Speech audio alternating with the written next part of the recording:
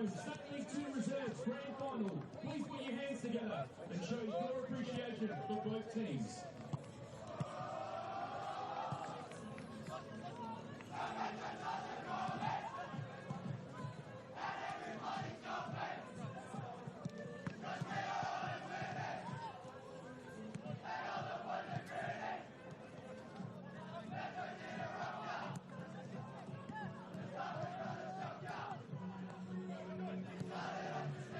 Please make welcome to the field Shiraz checking from ServiceFM Stadium to assist with the presentations to the match officials and the two teams in the HBG Homes State League 2 Reserves Grand Final.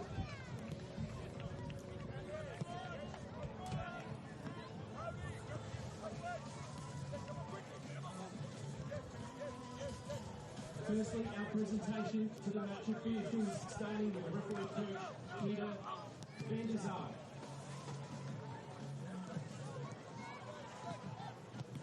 Referee, Thomas Gilchrist. Assistant referees, Ben Rogers and Sean Langemate Taylor.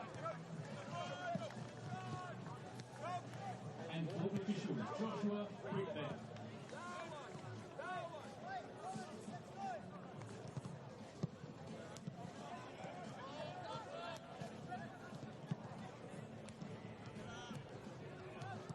Presentations will now be made to the runners-up of the HBG Homes State League 2 Reserves Grand Final. Starting with number 17, Jordan Molino.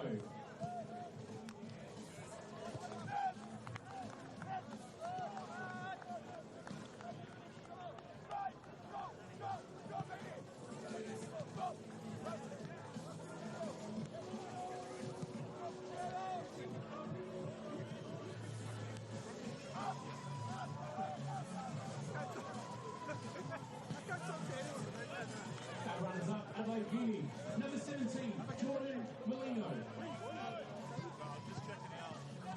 Oh yeah, so there's only two. You've got one there. Yeah, just for the interest. Yeah, definitely. Number 22, Costas Andreu. Alright, so you've been just like talking for a moment. Number 24, Oscar Jones. Number 26, Emerson Baroni. Number 29, Andrew Callow. Number 31, Dante Moore. Number 32, Jack Hunter. Number 34, Tom Rowe. Number 36, Angelo Francis. Number 38, Matthew Little.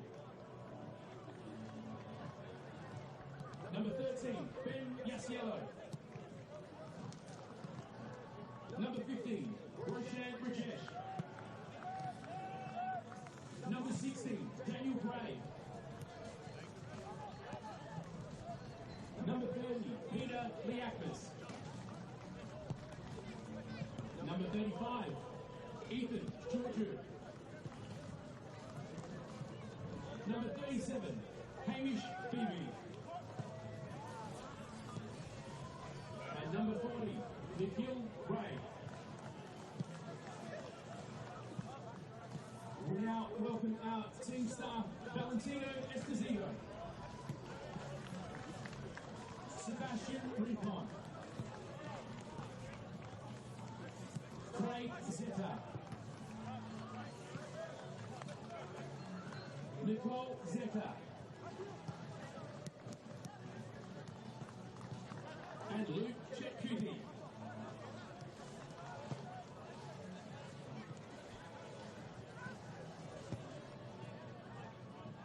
And now to the winners of the HBG Homes State League 2 Reserves Champions, Gun United, starting with number 2, Ali Askar.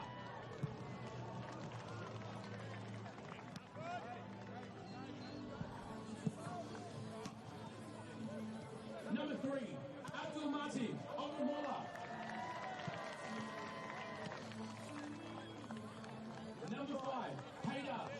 Rahimi. Number 6, Dilshad Uwari. Number 8, James Belwell. Number 9, Ali Aquil. Number 10, Emmanuel Ezewa.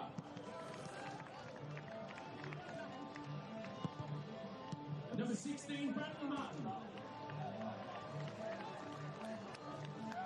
Number 17, Alusi Mansaray. Number 18, Mehtab Sahi.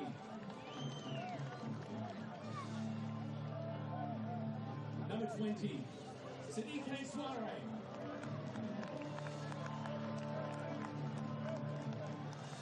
Number 1, Ezekiel Gamaruzi Hakizimana.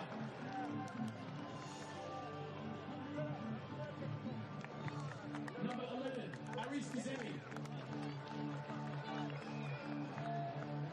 Number 12, Francis Holu. Number 14, Murtaza Amadi. Number 19, Hussein Hasuni. Number 28, Ahmed Mujic. And number 48, Christos Sensinas.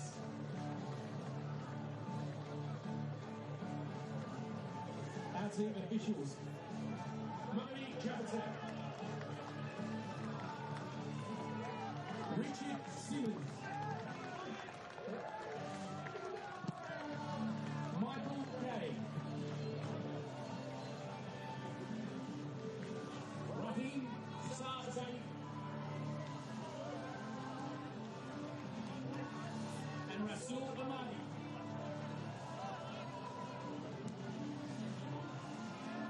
And Sharif Kumar Hama.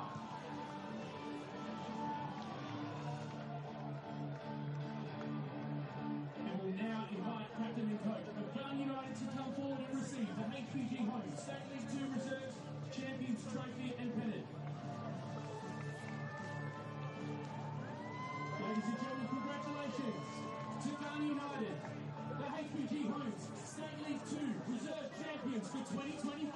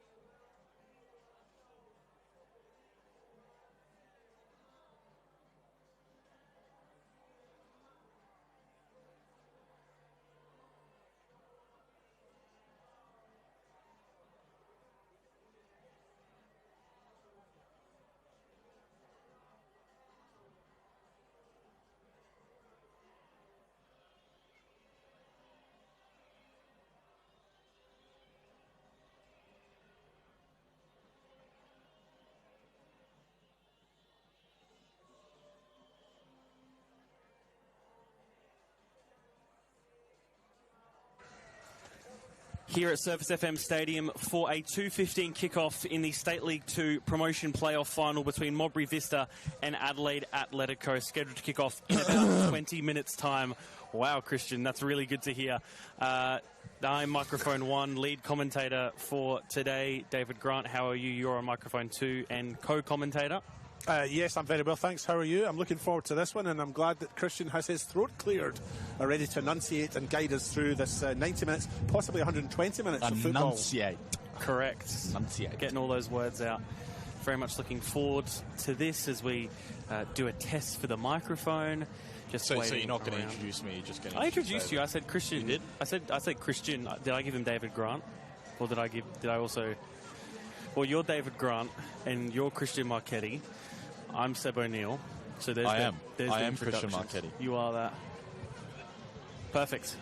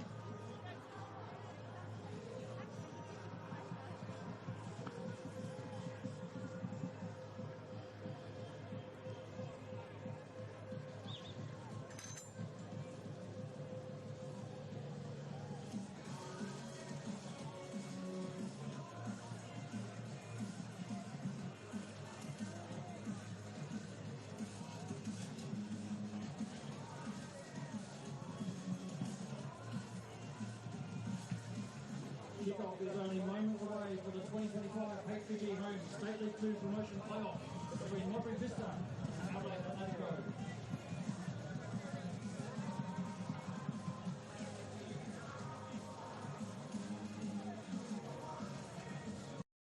For over 25 years, HPG Homes have been helping South Australians build and own their dream home.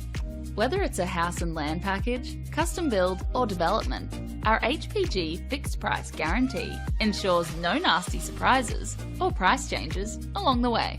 We're committed to quality, affordability and creating a way of life for you and your family.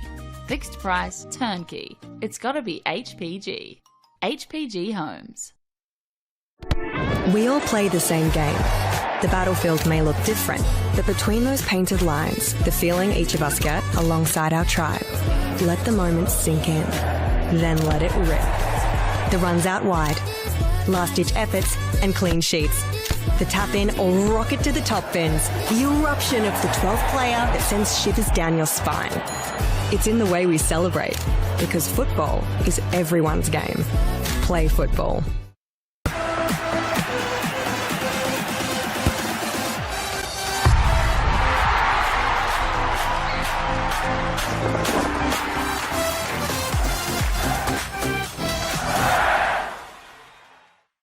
Whether it's a house and land package, custom build or development, our HPG fixed price guarantee ensures no nasty surprises or price changes along the way. Fixed price.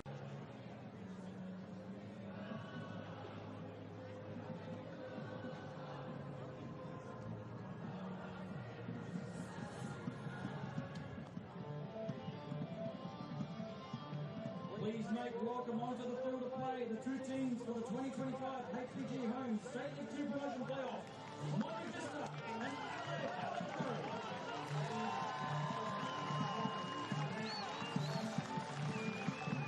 A battle of the north is what falls upon us this afternoon as we see Modbury Vista, the third consecutive time of asking, going up against newcomers and dreamers in Adelaide Atletico. Both have had phenomenal seasons, but in 90 minutes, possibly even more, they will climax and we will see the emotion on two completely opposite sides of the spectrum. Adelaide Atletico only joined State League 2 competition this season and are already on the precipice of their first ever promotion as a new entity. Of course, not forgetting the merger with Adelaide Victory, who were relegated from State League 1 just last season. Modbury Vista, however, have consistently been there and thereabout the last few years, with promotion challenges really starting to ramp up after their 2023 finals campaign, getting knocked out in the semi-finals by now State League 1 side Salisbury United. History is to be made nonetheless, as either have never been in State League 1, so writing another page in a large book of history will be another box to tick off here at ServiceFM Stadium for the first ever 2025 State League 2 promotion playoff final.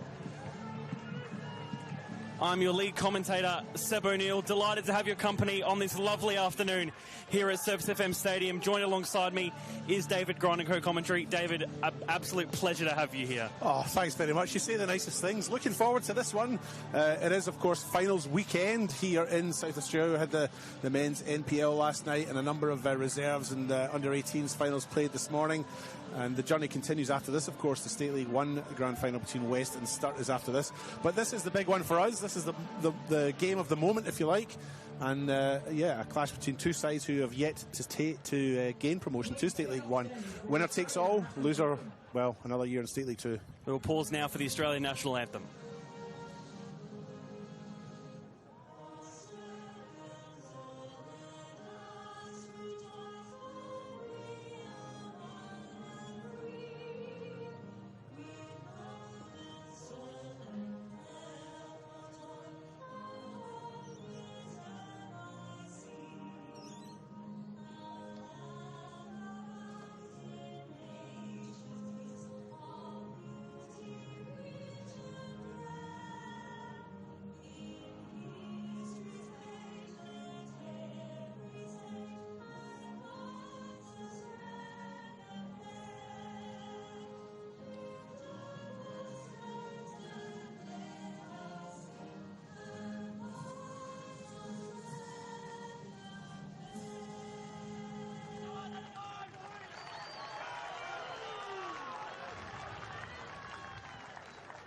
as we see both sides go through handshakes. We'll go through the starting lineups for both sides, starting off with the designated home side in Modbury Vista. Number 2, Oliver Birkin. Number 3, Alexander Cole. Number 5, Kieran Blackett. Number 8, Benjamin Toffoli. Number 9, Benjamin Trotter. Number 11, Alexi Essex. Number 12, Tyson Linsenmeyer. Number 13, Cooper Wegener. Number 14, Sam Watson. Number 41, Thomas Hobbs. And number 91, Yasmin Sudic, with head coach Jason Trimboli.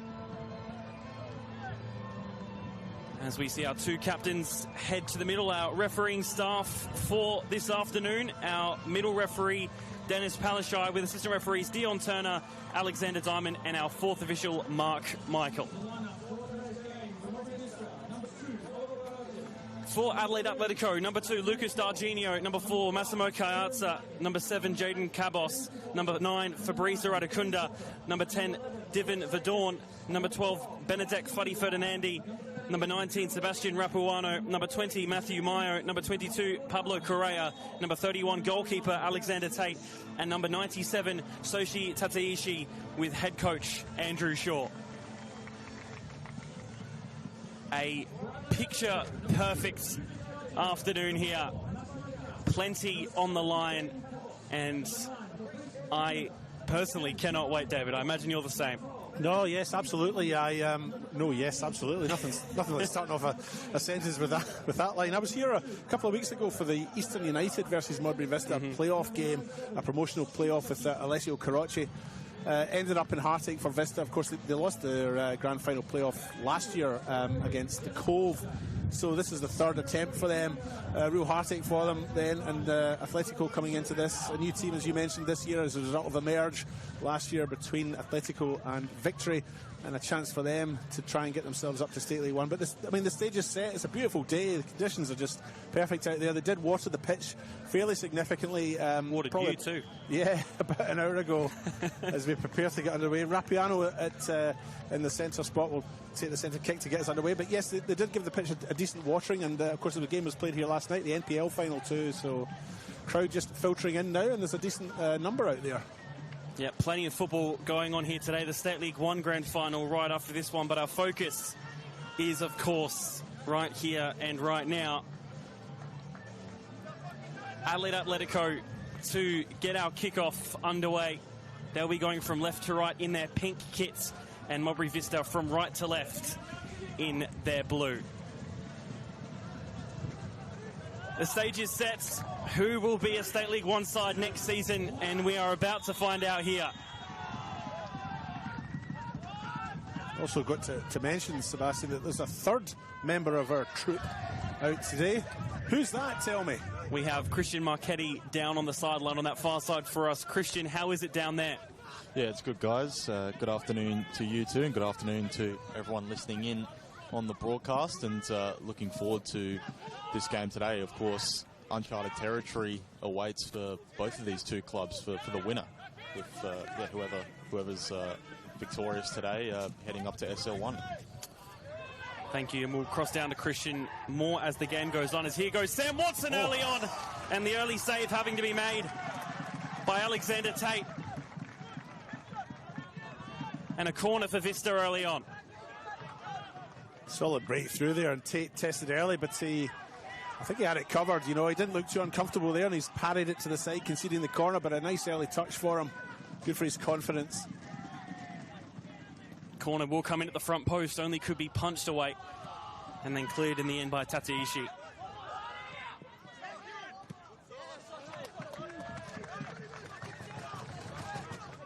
Of course, the 3rd final in a row for Modbury Vista, losing last year against the Cove, and then a few weeks ago against Eastern United, both chances for promotion on that evening. A stage which they just seem to struggle on at the moment, and they've been around those top 4 spots on the State League 2, regardless of format, over the past few years. And they won't get many more chances in a year other than this year so far, David. No, I mean, these divisions are difficult to get out of, as we know. You know, if you get relegated from one of these divisions, it's tough to get back up. 2 teams coming up from each of these divisions, and you know, it's a very competitive league, and so to be one of those two teams takes an almighty effort. It's just maybe a bit of a shame that it comes down to a one-off game. You know, you can play well all season and you lose that final game, as other teams will attest to it. Tateishi was trying to put the ball in and instead has just won the corner. It can, you know, your season comes down to one game. It can end up in heartache, of course. Well, it will end up in heartache for one of them.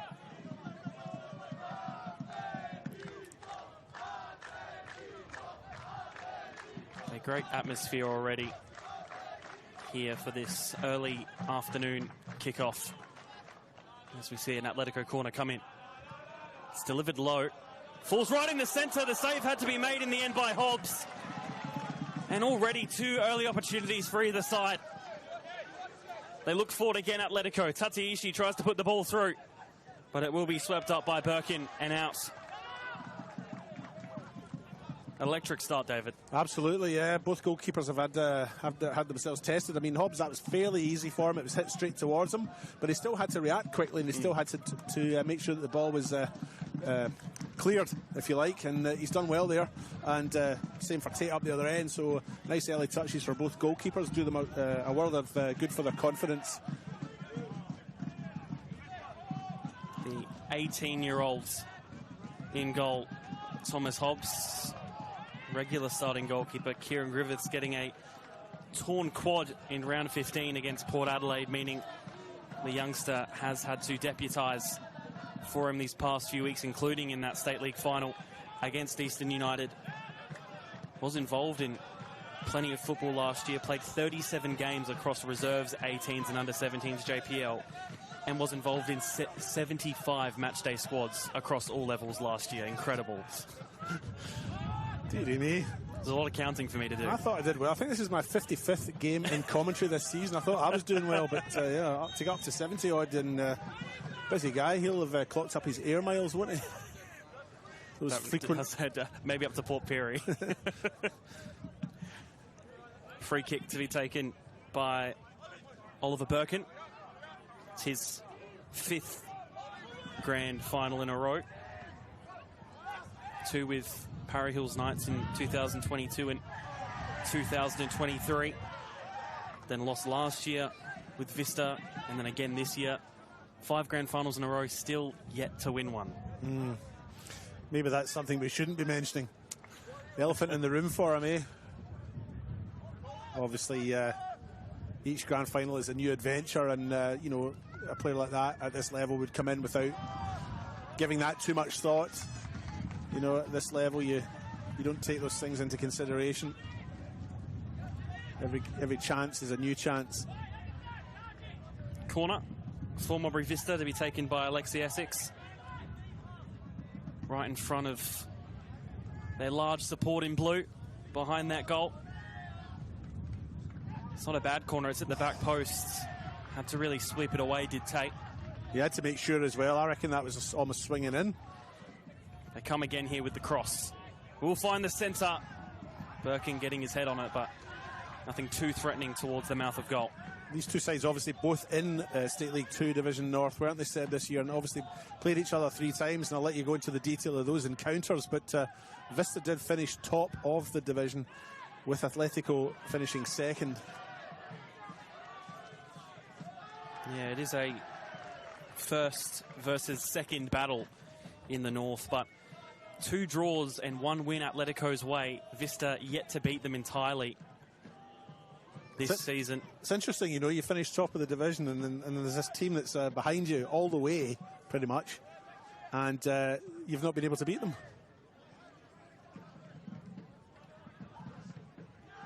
It's a long ball coming in, collected easily enough by Hobbs. Yeah, 3 matches, roughly 4.3 goals per game. So if that is anything to go by, we should get plenty of action this afternoon as we see a free kick there. Well, I think we're in for a real treat. We're only into the 7th minute on the One World LED and Sportal scoreboard for all your indoor and outdoor LED needs.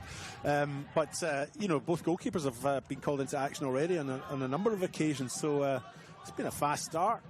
Nice open game. That's a poor ball there that's immediately given it away. Ball found by Essex, couldn't find another teammate in blue. Will be chased down in the end by Fatih Ferdinandi, joining from Seaford last year. Made his debut for Atletico in round 6. Also formerly of Cumberland too. Is the number 12, Fatih Ferdinandi for Atletico. Tate will have to judge this right, and the clearance isn't anything too crush hot. Judge of the bounce.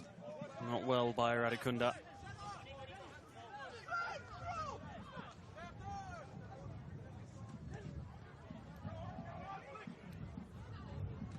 Both have had chances so far, but you would say, even though early on Vista have had the large amount of time with the ball in their own forward line, you'd have to say.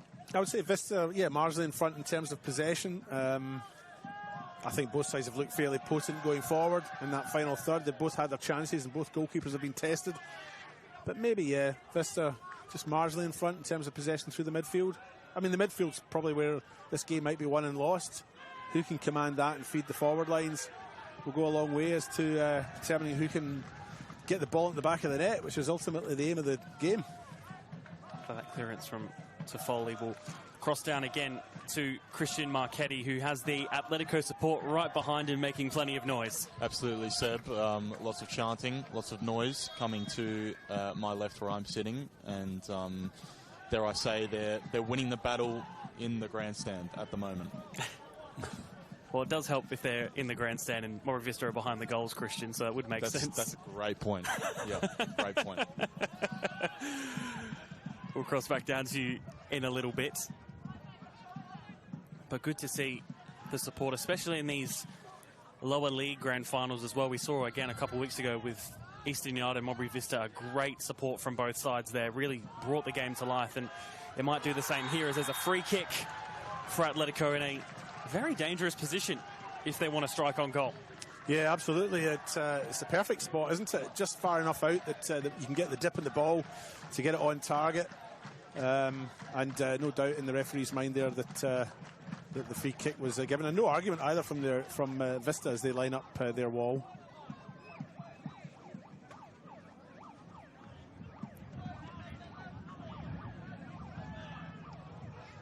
Two over the ball for Atletico.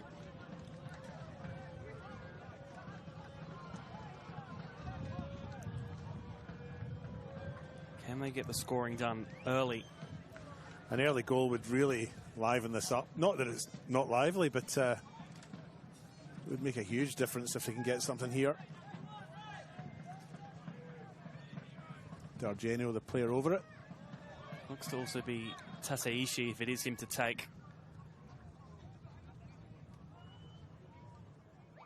Taseishi goes direct on goal, but it's way too close towards Hobbs. Again, good for Hobbs. Confidence there. Another confident take by him. Held the ball firmly, even though it was hit straight towards him. But these early touches, for both goalkeepers, will be doing the world of good for them. Funny enough, we do say Vista probably has had the better of the possession, at least so far, but this is their worst period for goal scoring across this season, as well as between the 60th and 75th minute. So they don't tend to get too many early goals, when on the flip side, Atletico tend to concede quite a few early goals. Their most often period they tend to concede, as that's a good ball over the top. Looking for Fatih Ferdinandi, as no one in the middle. Having to go against two by himself, and I think committing a foul in the process. Advantage given by Palashite, our referee for today. Yeah, Sebastian Rapuano got onto the end of that very well, but there was no support really in the middle. Vista back in numbers to defend and nullify that threat. The ball's back with Hobbs, who clears.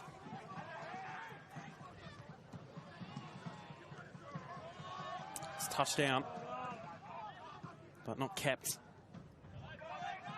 And back in possession with Vista.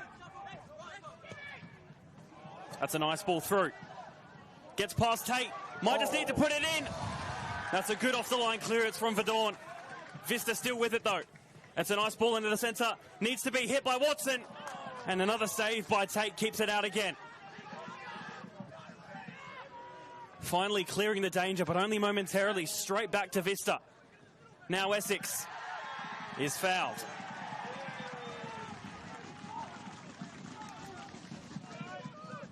Vista again showing real threat up front there, and a clearance off the line to ensure that parity is maintained. Well, that could easily have been 1-0 there. Essex and Blackett both over this set piece. Does have promotion experience. Does Blackett back in 2017 with Seaford. Also another former player of Atletico's former name Victory. That header stays in the box, cleared away by Matthew Meyer, who's been incredible since joining Atletico in round 16, very late on in the season, but already, including the final series, has 12 goals in 9 games. So he's the one they'll be looking for, you'd imagine. Not a bad return. Blackett with this throw. Has really only one option close, does throw it into the box. It's a first time hit. Had the technique, and it will be a corner. Yeah, I think there was a deflection there. I'm not sure that how much the deflection has taken it off target. It did look like the ball was heading north of the bar, but deflected nonetheless, and a corner on the far side. Cooper Wegner making his way over there to take that. Taking his time to do so as well. Aye, what's he doing that for? 14 minutes in. Surely not time wasting yet. Taking in the moment, I think, David. Absolutely. Here is this corner from Wegener. Delivered right to the front post, cleared away almost as soon as it got there. We'll get a second opportunity at the ball in. Finds the back post header, comes off 2 in the end, I think. Tateishi couldn't clear. Falls right back to Alexi Essex. Just crying out for an option to try and find a ball to, and really just stuck in the corner. There it is there. Birkin only finds it over the bar. That wasn't too far away. Birkin making decent contact there. Just putting it over the top. He's scored 2 goals this year. That would only have been his 3rd, but obviously not a striker anyway. But good opportunity again for Vista, and as you mentioned before, they seem to be the team in ascendancy. As they give the ball away. Yes. Commentator's curse right there. Rapuano finds the ball wide to Fuddy Ferdinandi. Trying to use his own footwork. Only finding a head, but they do win it back here. Correa to Darginio, and then the strike on goal. Just whistles past the right post. Not far away yet, but 15 minutes in, I think we're being spoiled here. This is a great little exhibition of football, and everything we were probably expecting and hoping for in a final where everything's on the line.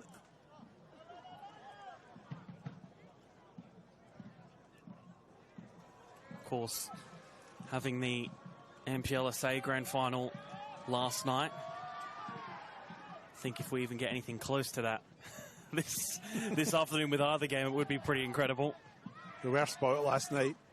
It was a great final, really, wasn't it?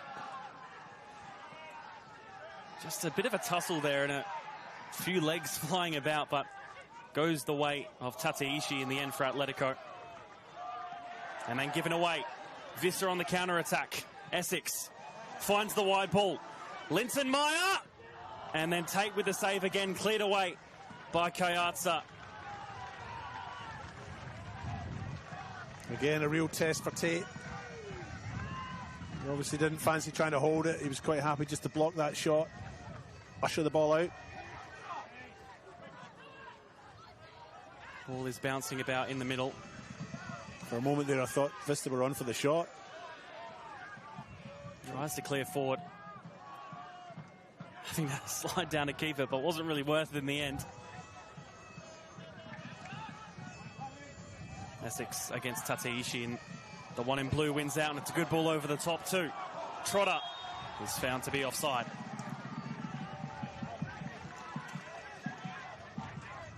Christian Marchetti, we'll go back down to you again. How have you found it from that pitch side perspective, especially right in between the two coaching benches? Yeah, absolutely. I'm more on the Atletico side where I'm seated here, and they've definitely been the more vocal of the two benches so far. Marcos Flores, dare I say, very much up and about and barking out orders on the sideline in the dugout for Adelaide Atletico. But Jason Trimboli as well for Vista has been giving out some instructions here and there. You can definitely sense the tension here on the sideline. This is a massive game for both clubs, and so I'm also getting something akin to a vuvuzela, I think, in my ear behind me as well. We were just trying to figure out what that noise was. Is that what it is? I don't know if that's what it is, but it's something very similar. I thought it might have been like a kazoo or something. It sounded more like a kazoo than a vuvuzela, but I'm not familiar with either particularly.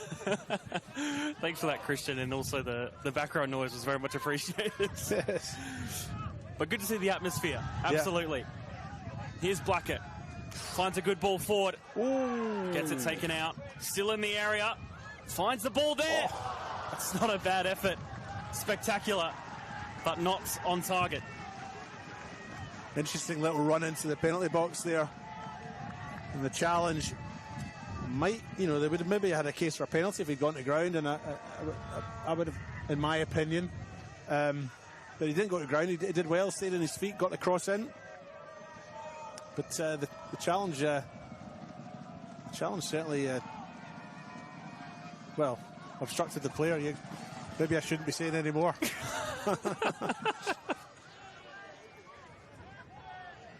Ball right on halfway, but to the advantage of Modbury Vista. Ball found wide by Watson. Will be swept up by K-Boss. Player who joined from Adelaide City Reserves. Hasn't scored since Friday the 24th of March 2023. And that was in a 3-1 win against Olympic for Adelaide City under-18s. 904 days ago. Wow. So if he is to score, it will be a big moment. Oh, it would be, yeah. At the moment, though, Atletico looking the less likely of the two I'd absolutely to agree be in with front. They have had opportunities, though, but... Yeah, no, I agree with you. This little battle in the middle between Essex and Tateishi has been intriguing as well. Those two have come together a few times as Vista make the way down the left. Good use of the body there by Watson. Here's Essex trying to just twist and turn his way into the area. And there's Tateishi against Essex again. Yeah, the Tateishi versus Essex battle's been quite interesting. They've come together a few times, and I think it's honours even between the two individuals in there. But, those little moments can be the difference, and keep our eye on that one. It's a nice long throw there. That's kept it. And Rapuano has Fuddy Ferdinandi to his left. Was he fouled? No. I sort of feel as Atletico go forward, they don't seem to have a lot of options in the middle. They sort of make those breaks, and players as they're going forward almost carry a gait of surprise as they look up and think, oh, what do I do now? As Atletico come forward, they just not bereft of ideas, but the options seem to be more limited than when Vista are going forward. Especially when you have the contrast of every time Vista get forward, it's almost too many options at times when they're trying to mount an attack. Yeah, and Atletico go forward, and the options seem to be, minimal, I suppose is the word. And there seems to be, players as they go forward almost seem to be surprised that they're there. Whereas Vista go forward at the other end, it's looking a whole different... It's almost overwhelming. Yeah. Throw in on the far side, right in front of the main stand here at ServiceFM Stadium.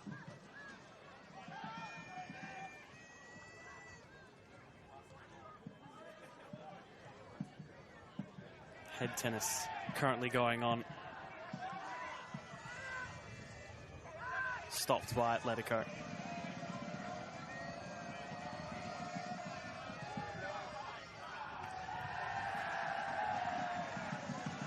It's a long ball that's gone straight out of play and into the stands.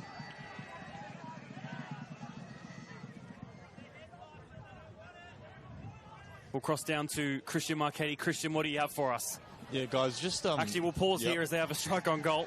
Continue. Yeah, just keep an eye out on the Atletico goal kicks. Just seems like they're trying to get Matthew Mayo released down this left-hand side when Alex Tate gets that ball in his hands or on the deck. Just see if they look to play on this left-hand side. Seems to be a strategy so far.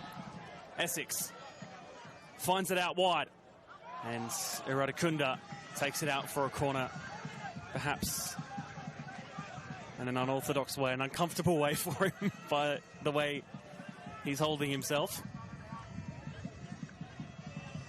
Corner nonetheless for Vista. Thank you for that, Christian. Like we said, Matthew Mayo is probably the one to look out for and go towards for this Atletico side. But that is when they're trying not to defend. Here they have to do it again. Nearly put towards their own goal. Can they launch here, Atletico? 2 sliding challenges coming to the benefit of Atletico. Mayo bodied off by Cole, but still with it. Challenges flying in. Still here with Atletico, and then another one lost. Essex getting plenty of the ball in these opening half of the half.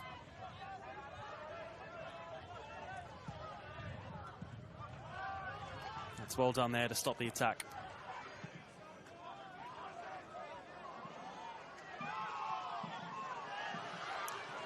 They go forward, Atletico. He's right up against Toffoli. And that is a foul given Vista's way. And maybe a little bit of afters. You can only, I think, expect a little bit of feistiness, perhaps is the word to put behind it in these sorts of games.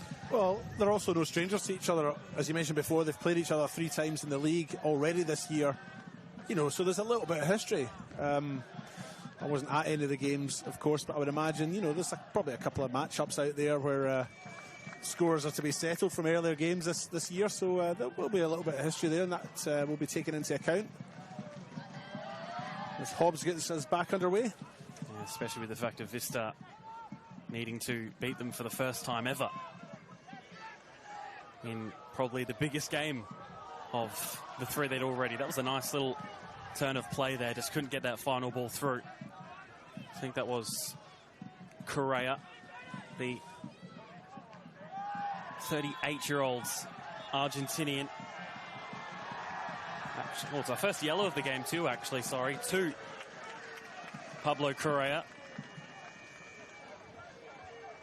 A player who actually moved over from their amateur team, who was at the time playing in Sunday Division 2.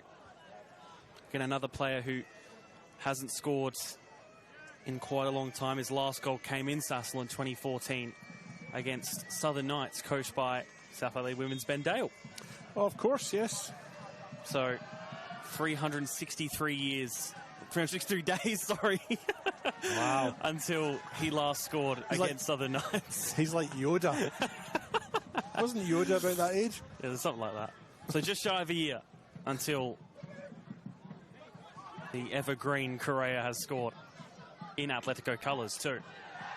That will be a foul, much to the loud dismay of the pink and black support.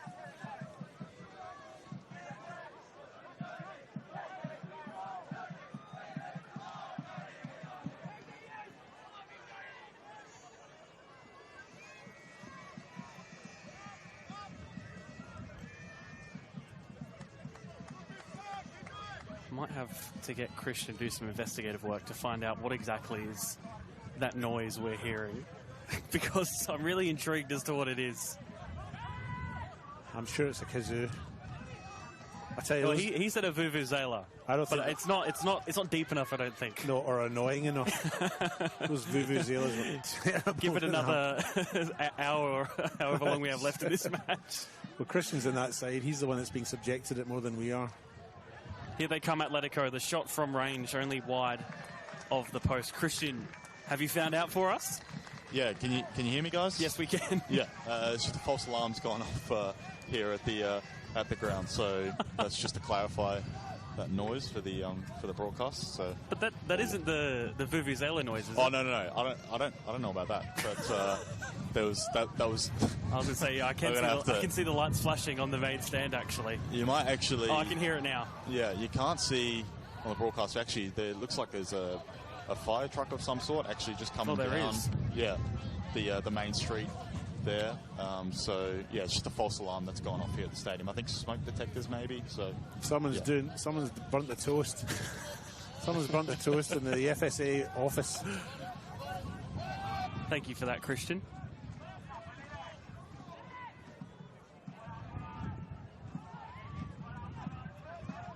Plenty of space in midfield here just to take his time, Correa, and does find the ball. Matthew Mayo up against Yasmin Sudic. Mayo is trying to find Tataishi. Nearing the half-hour mark. It's a strong sliding in challenge again, but it is a free kick.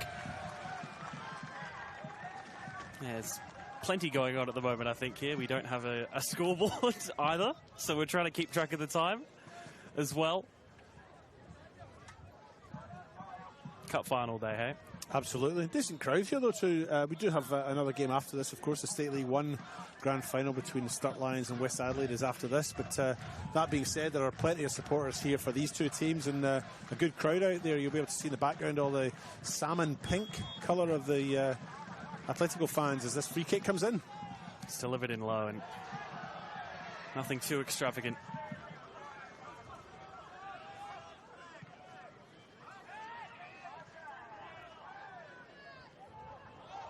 It's just a late clip, I think, there, which has given away the free kick.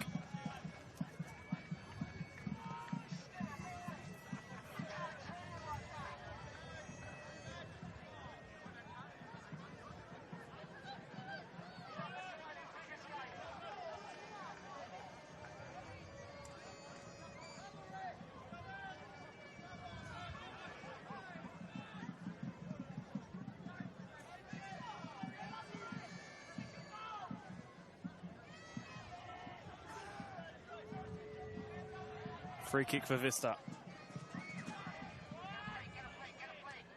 Headed away by Fadi Ferdinandi.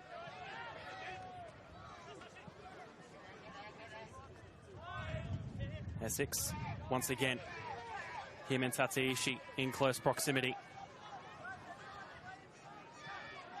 And they can look for an attack here, but that's a little bit too much on that ball.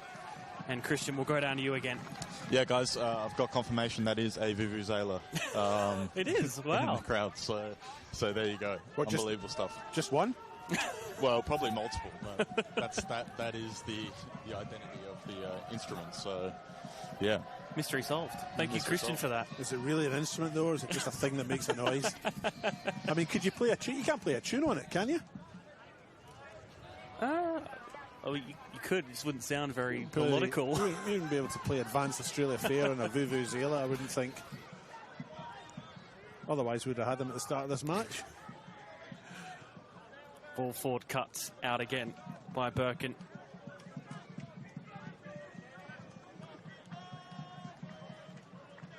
We had all of the reserves and under-18s finals earlier on today as well. Certainly a hub of activity here, culminating in these two senior men's finals on the main pitch here.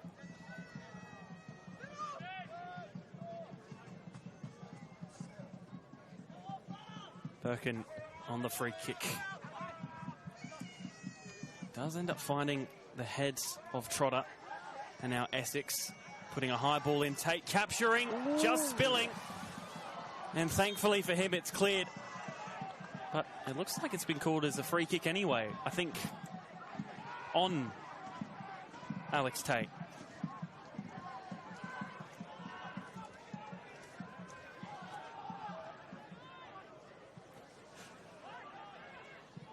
Ball comes in. The header from Trotter.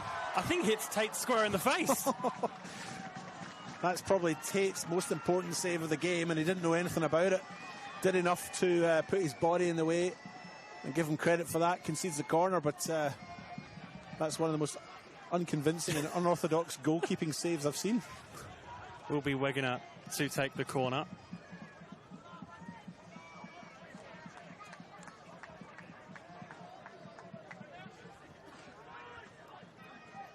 Again, piling on the pressure at the moment, Vista. It's not a bad corner at the back post, really stretching for it.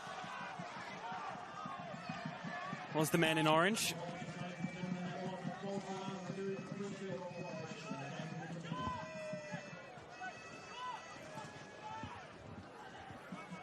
False alarm's been conferred and the scoreboard is back up and running.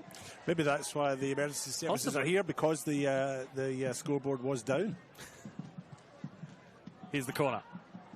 Maybe a bit too far, although still in the area. Atletico will have the ball here, but not too many numbers really going forward. Only Fuddy Ferdinand, and even then it's him against 4 others in blue.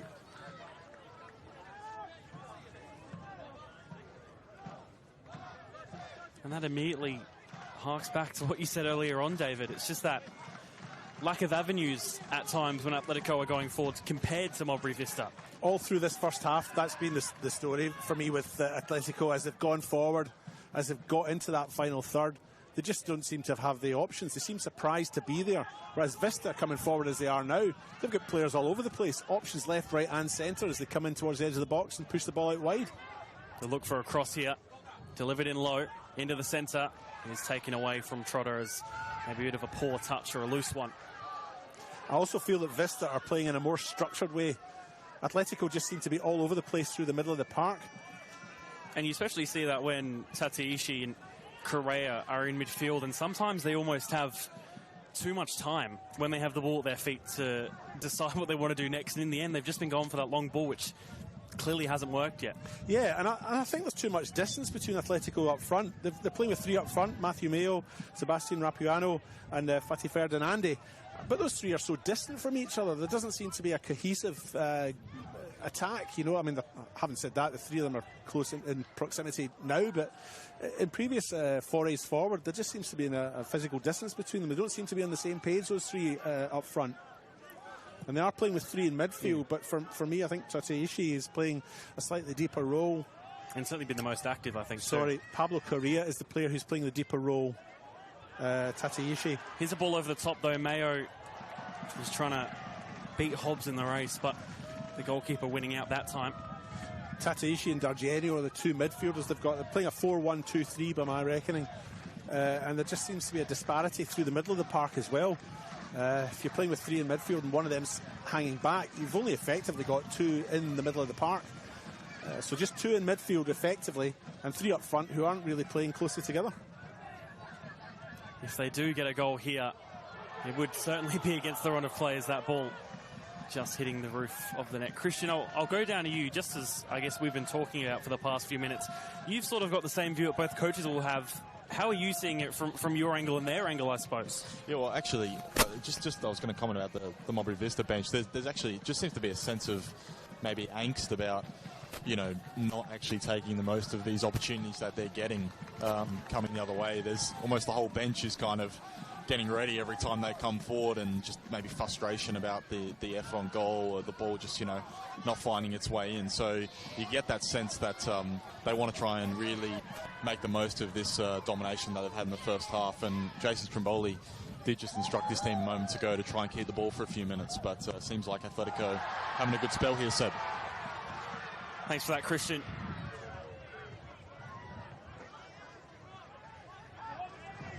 Yeah, the midfield is certainly where the game has gone for most periods.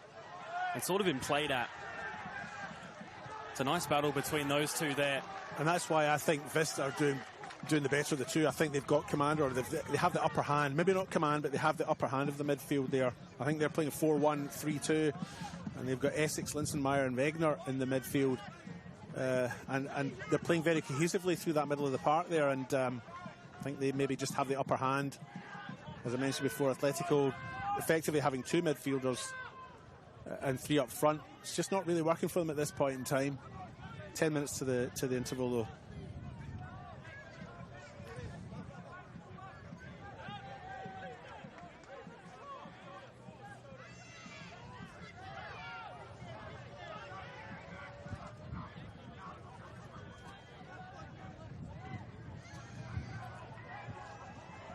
That ball will fall all the way back to Tate. Former Port Adelaide. And was at Seaford last year. Got 5 clean sheets for them in their last year's State League 2 campaign. When it was the last time it wasn't separated into a Northern and Southern Conference. All Northern here today. So one from the south, already gone up in Eastern United, and definitely one from the north, even though Athelstone's not a suburb that it strikes me as being very southerly, but true. I live further south in Athelston, and everything's in the north from where I live. But yeah, it's I guess you've got to draw a boundary somewhere, you know, but yeah, Athelstone's not really an area I associate with being southerly, but yeah, I imagine. But the boundary's got to be drawn somewhere. Yeah, I imagine as the years go by, it will change, especially when I think next year it will be Ponty and Vipers that have to be separated into North and South. And, well, judging by the 2 teams going up, one of them will have to go in the South, along with some newer sides as well coming along. Barossa United will be joining, Anglevale, Plimpton Bulldogs. There's someone else I'm forgetting, so I do apologise if I've forgotten your club, but I think there might be one more. You're trying to rack your brain now too. Yeah, Christian will know. He can research it for us. Christian, do you remember? Guess not.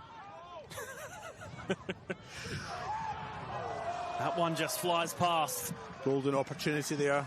Tatahishi with a great opportunity, and he's pushed the ball wide. He's had a great first half. He's probably, for me, been one of the best players out there for Atletico, and I would have expected, or maybe at least hoped, they would have got that on target. He'll do better next time, I'm sure. Christian, we'll go back down to you now. You're all ready and your microphone is on. Yeah, it was Elizabeth Downs, isn't it? Elizabeth Downs. Oh, I think how could we forget? Thank you. Was that all 5 I think we've covered? I don't know. Anglevale, Plimpton, Barossa, Elizabeth Downs. Oh, I swear there's someone else, and I can't think of who it is. Shows how knowledgeable I am as a commentator. Thank you for that, Christian. It'll come to us, I'm sure, without us having to look it up. Elizabeth Downs have got a big game tomorrow as well, haven't they, in the Sasso Comp, as we deviate from State League 2, but a game tomorrow between themselves and Parahills East. They do have to make up plenty of goal difference, though. Yeah, that is I think the they other need thing. 6, don't they? But if you've got nothing to do tomorrow, it'd be worth a wee trek out there. As Trek for you. yeah, again, everything's north. Not for me. Free kick here for Vista.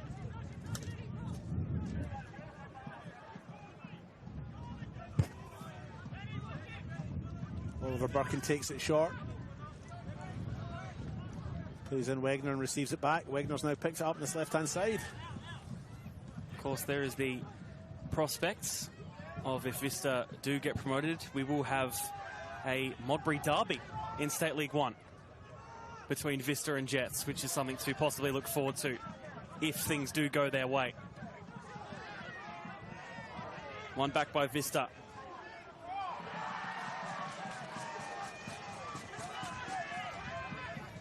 That ball cleared long and just out of play.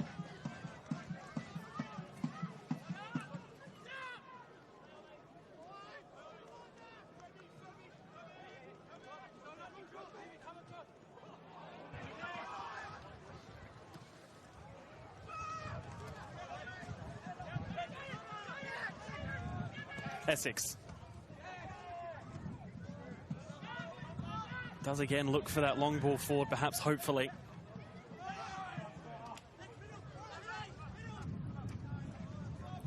They play some nice football in close quarters, Vista there. When the space isn't available, they seem to make it.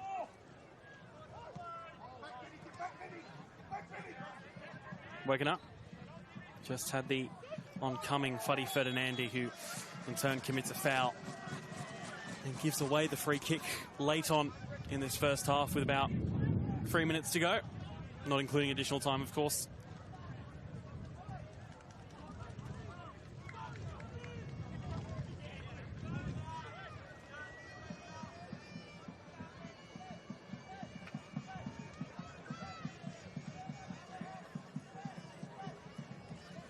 Essex on it. Played in the 2020 State League 1 Grand Final and lost on an FK Beograd side against Sturt that evening. Was close, that. Yeah, it was. I think that was Sam Watson at the back post who didn't quite get the connection he needed to make. Closer than I thought, clearly, by the way I was talking. Well, yes. I did not think it was going to be as close. I think maybe the ball... I think maybe Watson wasn't maybe expecting it to get all the way through to him, and he didn't quite make that connection that was required to get the shot on target. But, Alexander Tate in Atletico's goal, his goal remains intact. But a little bit of a surprise as we get towards the half-time break that Vista haven't taken advantage of one of these chances and got themselves into a lead. They look forward again. Rapuano rapidly approaching the ball, but has it taken off of him. And all fouls cleared by our referee, Dennis Palaszczuk. That one's cut out. And just a little bit loose on the ball there. Gives it away. Oncoming a Vista. The ball into the centre. It's too much on it. Will need to be chased down by a pink shirt and is done so. Iradukunda has it behind him and just had to slow down his own run as that one goes out of play.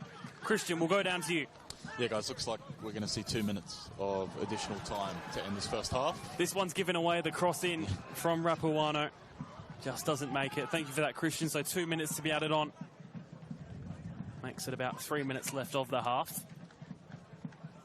Thoroughly entertaining, David. Oh, it has been, yeah. End to end. Chances at both ends, nice open football. One side slightly better than the other, I think. Not too even in the middle of the park for me. And all it's been missing is a goal.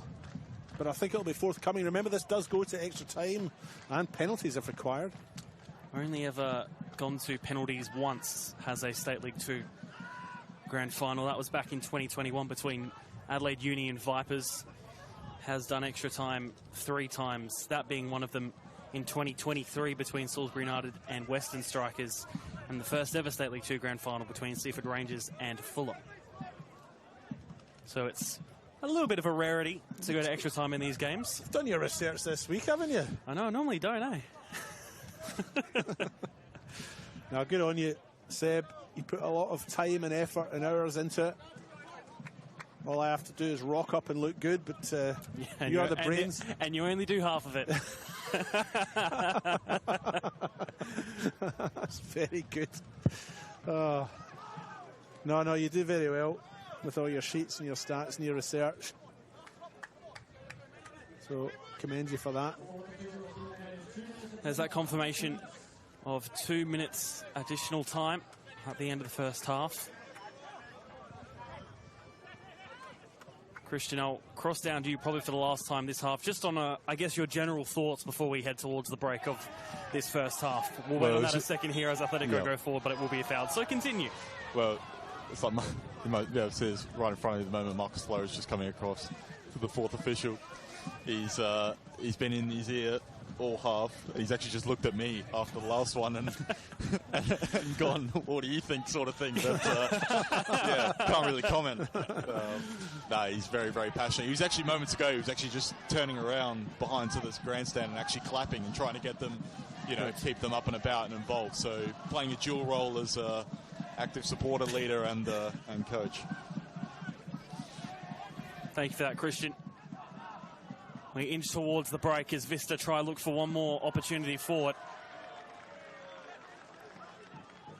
I guess for you as this half starts to wind down, your general thoughts, even who stand out for you, especially if these are two teams, as regularly we can't cover State League 2 regularly, so we don't get to see these teams ever. Who's been a standout for you in this first half so far? As we'll pause for a second here as they try to get forward, but you may now speak. I think for Atletico, maybe Tataishi's been... Oh, hang on. Here's Iradukunda. Tries to play the ball through to Mayo. Will fall to Fadi Ferdinandi. Had a bit of an angle there if he wanted to take the opportunity on goal. Goes all the way back to Darginio. Has the strike on goal, but it's far wide. Vista defending well there. They had 7 players back behind the ball there. I think for me, just to go back, I suppose I'm maybe repeating myself a little bit here, but I feel that Vista are just a bit better in their structure. I think they've just done that. They've been a bit more convincing going forward as well. And Atletico in the middle of the park, I just don't feel they've quite got it. As I mentioned before, as the half-time whistle blows, they've got the number 6, Pablo Correia, playing a little bit deeper. But because they're only playing 3 in midfield, that's left just Tataishi and Dargenio. It's effectively a 2-man midfield. And they've really struggled, I think, to gain the upper hand in the middle of the park versus the 3 that Vista have got there, Essex, Linson, and Wegner. I think they've just had the better of the middle of the park. Going forward, Atletico, as we mentioned before, have kind of looked surprised when they've gone into that final third. There's too much distance, I think, between the 3 players, the 3 attacking players for Atletico in that final third. And I think Vista can go into the interval probably more satisfied with their first half performance versus Atletico, who have got a little bit of work to do, I think.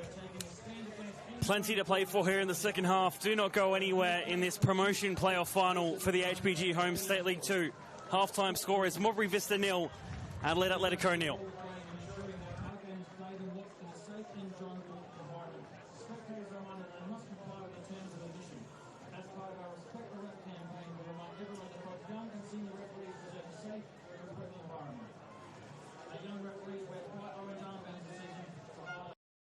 For over 25 years, HPG Homes have been helping South Australians build and own their dream home. Whether it's a house and land package, custom build or development, our HPG fixed price guarantee ensures no nasty surprises or price changes along the way. We're committed to quality, affordability and creating a way of life for you and your family. Fixed price turnkey. It's gotta be HPG. HPG Homes.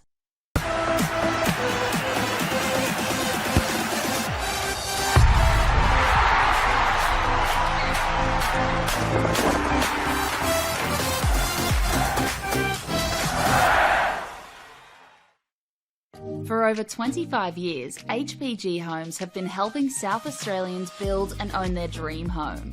Whether it's a house and land package, custom build or development, our HPG fixed price guarantee ensures no nasty surprises or price changes along the way.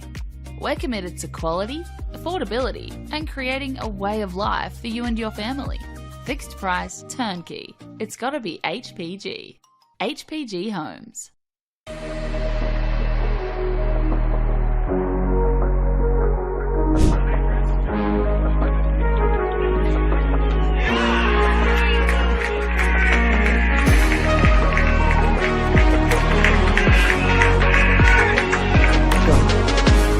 Their own hands. Irabona. This is a plethora of opponents, but gets his shot in, and that's a fine goal by Alan Irabona to make it 4-2. And Irabona has 3 for the night. And what a finish!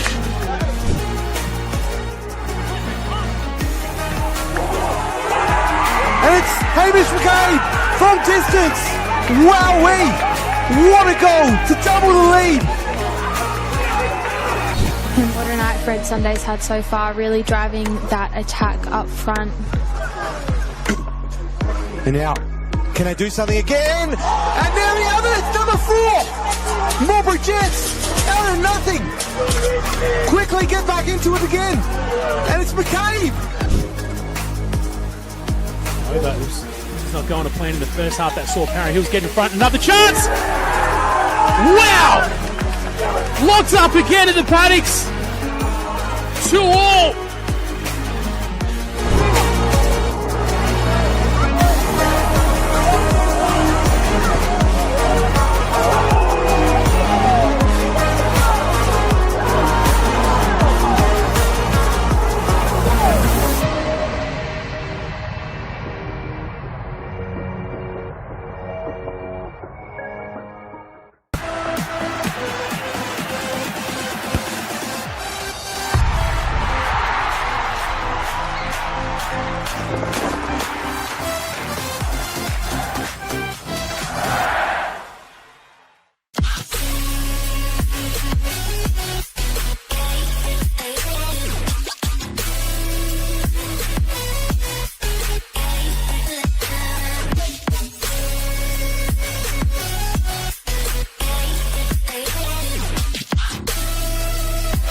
Puts in the penalty and wins the grand final for Campbelltown City.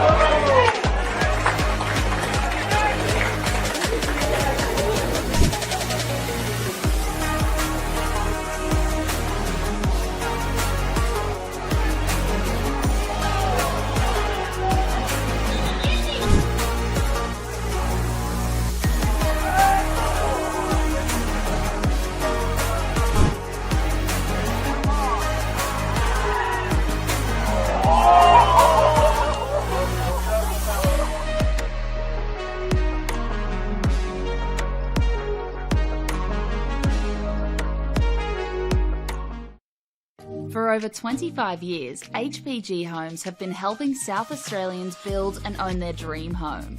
Whether it's a house and land package, custom build or development, our HPG fixed price guarantee ensures no nasty surprises or price changes along the way. We're committed to quality, affordability and creating a way of life for you and your family. Fixed price turnkey. It's gotta be HPG. HPG Homes. Coles Mini Roos is more than just football. It is a place to find our feet, learn new skills, and meet new friends. Football starts here. Find your place. Join our team.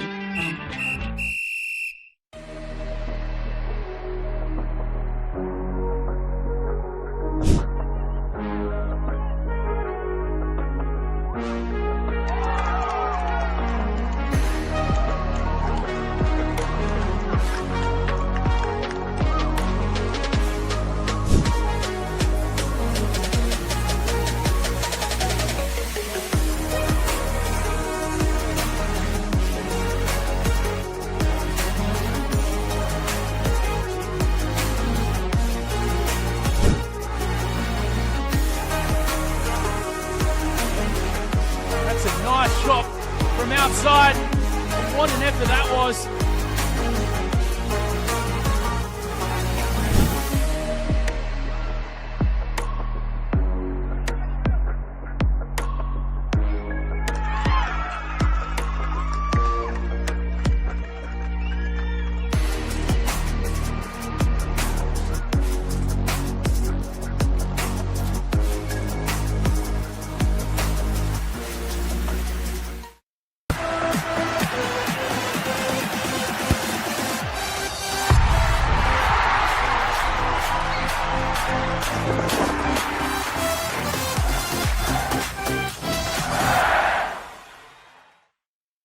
For over 25 years, HPG Homes have been helping South Australians build and own their dream home.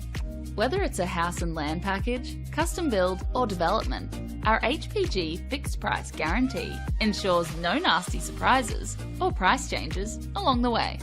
We're committed to quality, affordability and creating a way of life for you and your family. Fixed price turnkey. It's gotta be HPG. HPG Homes. We all play the same game. The battlefield may look different, but between those painted lines, the feeling each of us get alongside our tribe. Let the moment sink in, then let it rip. The runs out wide, last-ditch efforts and clean sheets. The tap-in or rocket to the top bins. The eruption of the 12th player that sends shivers down your spine. It's in the way we celebrate, because football is everyone's game. play football.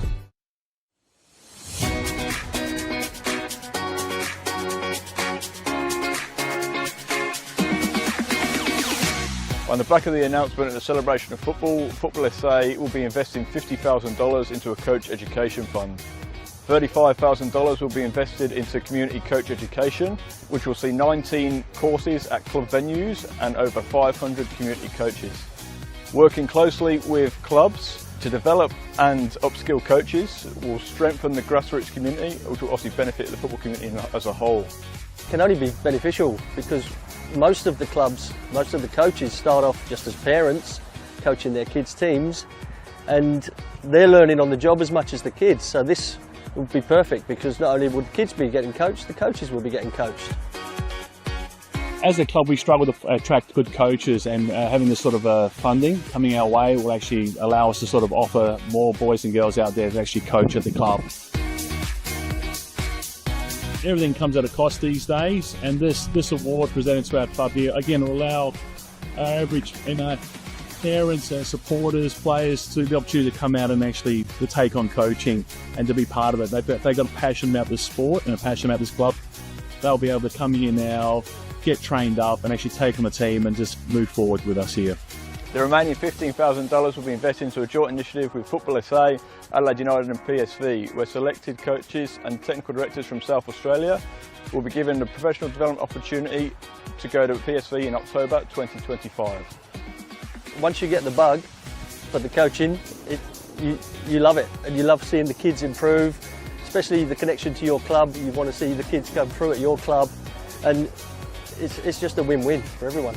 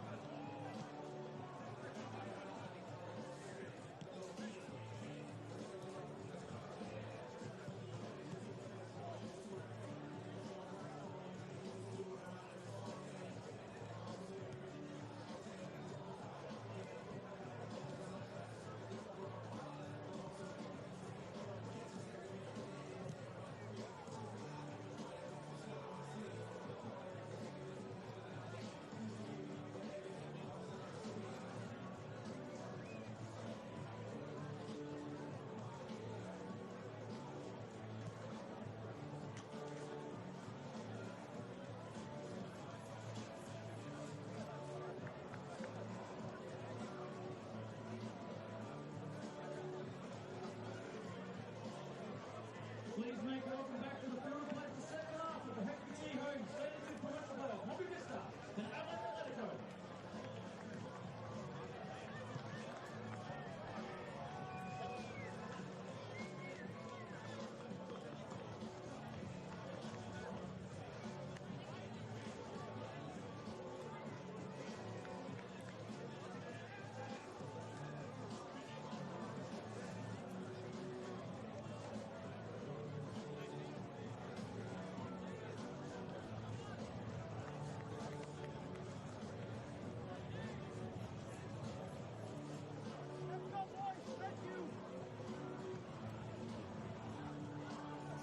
Welcome back for the second half here of the HBG Home State League 2 Promotion Playoff Final. 0-0 at the break between first-placed Modbury Vista and second-placed Adelaide Atletico, both in the Northern Conference. Vista probably having the better of the first half, not without a few chances from Adelaide Atletico, but really just nothing yet has cut through, David Grant. Absolutely, I would agree with you there. I think Atletico yet to really get command of that middle of the park area. Vista playing three across there, and Atletico really just playing the two. As we mentioned before, Tatayishi and Dargenio, the two players in the middle of the park, with Correa just sitting behind them. And again, when Atletico get up front or get into an attacking position, they seem to run out of options or ideas. Back underway for a second 45. No goals as of yet. And if there continue to be none, we will be heading to extra time and possibly even a penalty shootout, which I think would be the harshest way possible to end a promotion playoff such as this. The other thing we should mention is that during the half-time break, they gave the pitch not just a light watering, but a real saturation. And as you look down at some of these players as they walk through, see the little specks. Water just flicking up everywhere. So I'm not sure how that will play out in the second half. It's, you know, I agree with giving the pitch a little bit of a dousing to make it damp underfoot. But when the players are running along and you can see water splashing up, you could suggest that maybe it's had too much. And when we were here for the first game, the Modbury Vista versus Eastern United game, I mean, players were slipping all over the place. Yeah, I do remember that. Keep our eyes open for a bit of that. Atletico attacking from right to left, and this is their first of the half as this cross comes in from K-Boss. Right to left for Atletico, left to right for Modbury Vista. Blue versus pink. Very nice to the eyes, I must say, to commentate upon. Ooh, that's a little bit contentious. I think he might be saved there. Again, my memory, I don't know how quickly it acted there, but did it touch him and then came up? No, I think it touched him in the way. Oh, yeah, I'm not sure. I'll have to, we'll have to go back and check. I would actually suggest that the referee's view was obscured anyway, or obstructed anyway. But just having mentioned about the amount of water they've put in the park, there's two players slipped over on the far side there already. So why do they do it? Do we know? I mean, they put a bit of water down, but why do we put so much down that players are slipping? Yeah, I don't know if it's anything to do, especially because I guess this pitch is very active this week, and in particular 3 games in the space of 2 days is a lot, I guess, for it to take. Maybe it's something to do with that. I'm not entirely sure, but that's really my own, I guess, way of thinking of it. As that one nearly will fall through to Mayo, and quickly having to act was young Thomas Hobbs in goal. It also, if you're honest, adds a little bit of more player risk, you know. Players, it's harder to judge your tackles when you're sliding in, or even when you've played a first half and it's not as wet, and then you're almost under or overcompensating at times for your challenges or your touches even. Certainly something to look out for in the second 45. No changes for either side at the break.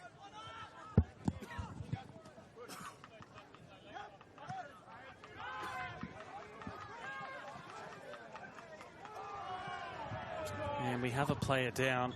I think it's Fuddy Ferdinandi. Offside anyway. But does seem to be holding his head.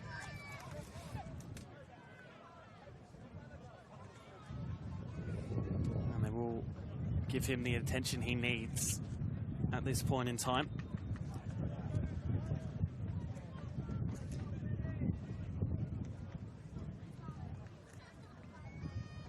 He's sitting up at least.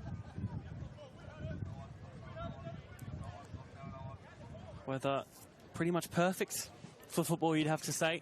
Sun is out. It's not too harsh of a sun either. I don't know. I prefer damp, overcast and a slight drizzle if I'm playing football. But it's very pleasant to watch. I'd say pleasant from our perspective. From our perspective. It's the perfect day. From a spectator's viewpoint, it is absolutely beautiful.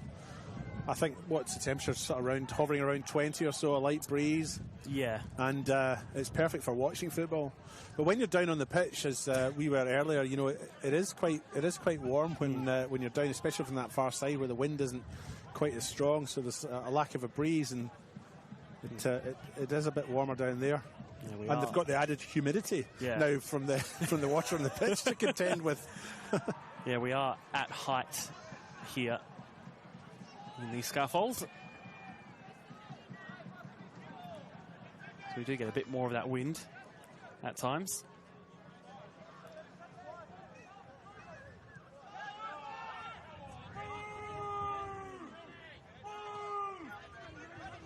Meyer tries to find the ball wide towards K-Boss, but unable to do so, and Tateishi using his body well.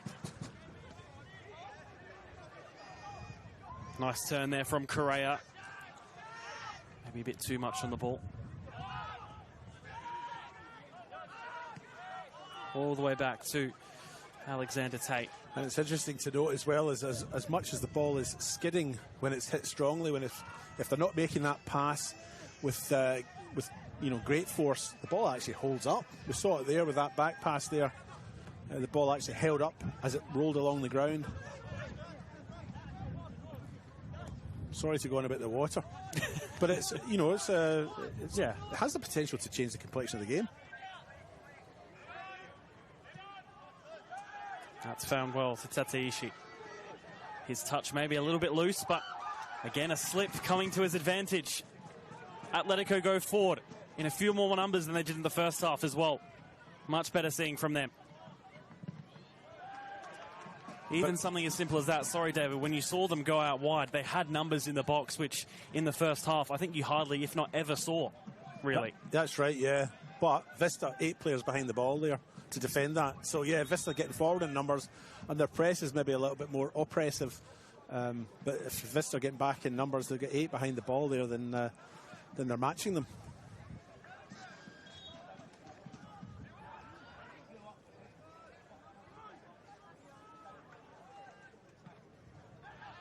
Kunja's throw was tempted to be flicked on by Rapuano, but didn't come to anything in the end.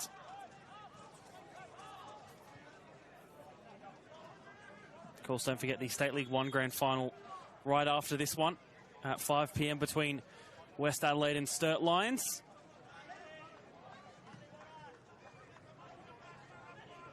Both sides already promoted and playing NPL football last year. Just needing another 90 minutes to find out who will do the double. And those players are now assembled in that play race. So they're here in their dressing rooms and at half-time. And I made my little regular visit over to the main stand for Nature's Call. I did see Jackson O'Donnell and Dion Kirk, and Alex Sortini as well was over there. So both sets of players are here. But if this goes to 120 minutes, they've got a bit of time to wait. Bit of time to kill. Fadi Ferdinandi on this corner.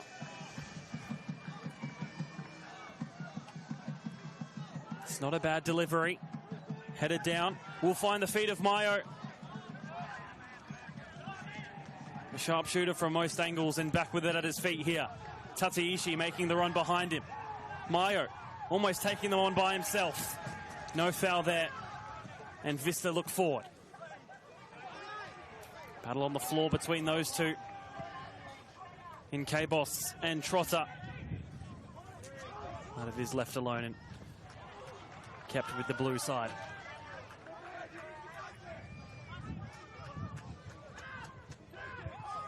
Opening 5 minutes of this second half already.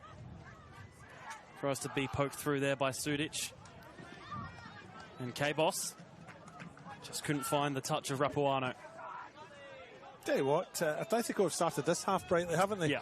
I mean, I think they're a different team from the one that sort of left us for their half-time interval, and they've started this second half more brightly.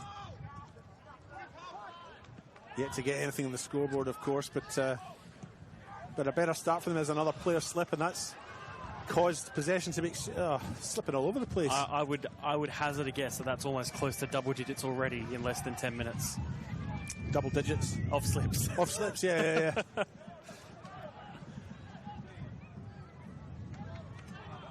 It's a nice ball over the top. Will it reach is the other question. We'll just hold up for the run of Mayo. Only has one in his proximity. The ball comes in. The wind nearly taking it away from Hobbs, I think, there. Yep, not so much the curl, but the wind that grasped that. We'll go down for the first time this half to Christian Marchetti, who is on the sideline for us. Christian, how have they come out of the tunnels in the second half? Yeah, guys, great point that you're making in the commentary about the pitch. Of course, there was, getting some heavily sprinkling at sprinkling. I think that works. Yep, that's the word. At half time, and already some players slipping. I've heard here that the hope is that it'll kind of dry as the half progresses and get back to sort of what we saw in the first half. But the sun doesn't feel like it's as strong as it was in the first half, so might be still a bit of an issue here at ground level. Thank you for that, Christian. Go back down to you as the half goes on. K-Boss with the throw right in front of us here on the hillside of ServiceFM Stadium, where there's plenty of supporters to our left and right and even in front of us. All the Vista support seems to have also migrated behind Alexander Tate's goal to our right. And Atletico looks to have done the same on the other side to make sure they're in and amongst the limbs if there are goals here. The Vuvuzelas are a bit quieter though, aren't they? Can't hear them. I did actually see someone walk by with a kazoo, so I think it's a mix. Because I saw someone walk past right in front of me with a kazoo, and very proudly playing the kazoo too. Kazoo too. The kazoo too. You find amusement in the most simplest of things, David. I know. Here's Correa. Sounds like a sequel to Kazoo 1.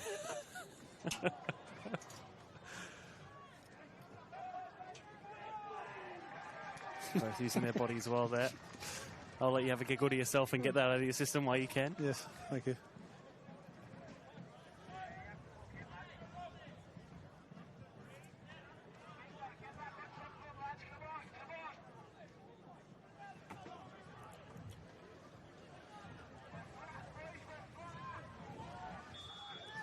Free kick given away.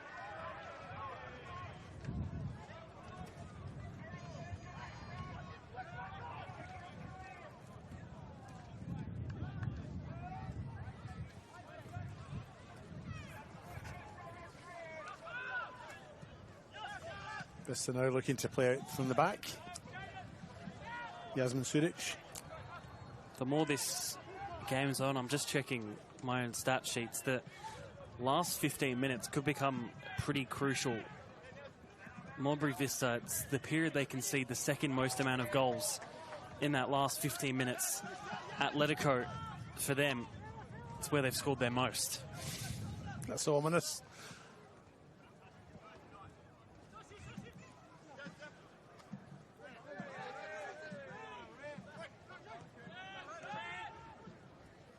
Darginho, one of the players who stayed in between the merger from Adelaide Victory to Adelaide Atletico VSC.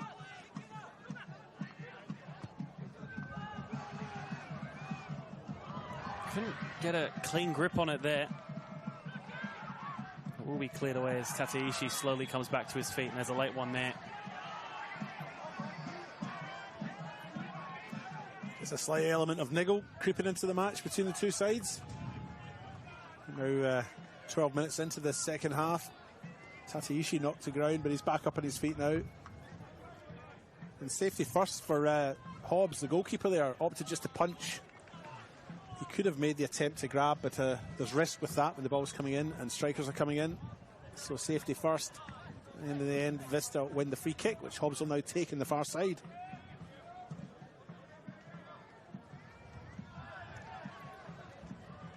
That one flies into the stands.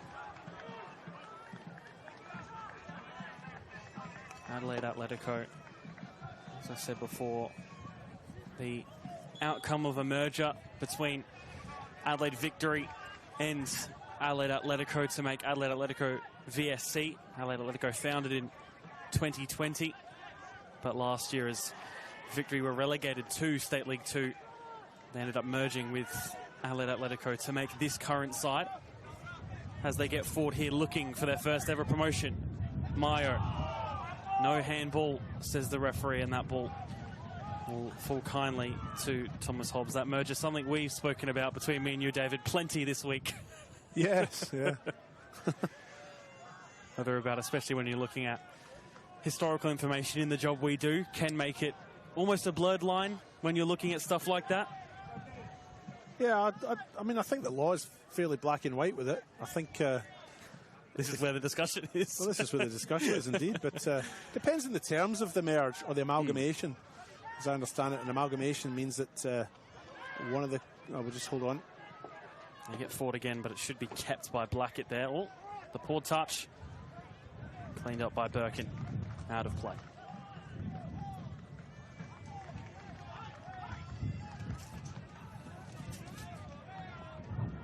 Atletico with the ball forward. Fadi Ferdinandi's cross headed away by Toffoli. Tateishi. It's a nice cut on the ball. Tateishi looking for the head of Mayo. His touch takes himself wide. Mayo. His cross taken away from it. And another slip as that ball looks to come in from K-Boss. Given back towards Vista's way. That one's cleared forward and out of play.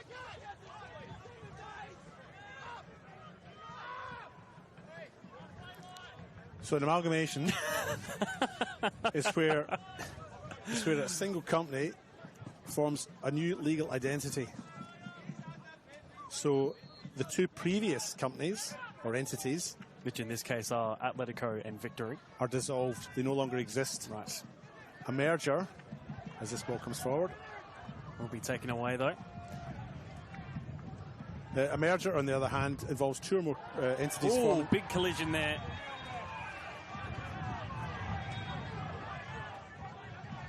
Definitely a foul given against Hobbs. And he will be booked for that too. Just unnecessary, really. Hobbs is left by himself at the far side. Is someone going to go and check on him? Yeah. What the lines? The assistant referee will. Doing it. His teammates have all walked away. Yeah, an amalgamation. Both the previous entities cease to exist, and it's the team is new. In a merger, one team can continue its history as long as the team that is acquiescing its history agrees to that. So look, there's different ways to interpret it. Where I'm from, as we mentioned earlier in the week when we were talking about it, if two clubs merge together or become one, either through amalgamation or a merger, the new club takes its year of formation from the date of that merger. Aberdeen in Scotland formed in 1903 as a result of a merger of two clubs before that. Newcastle United as well in England. So, you know, that's generally how it's done elsewhere. But over here, people seem to, or not people, but organisations seem to, well, they often have a tendency to pick their history.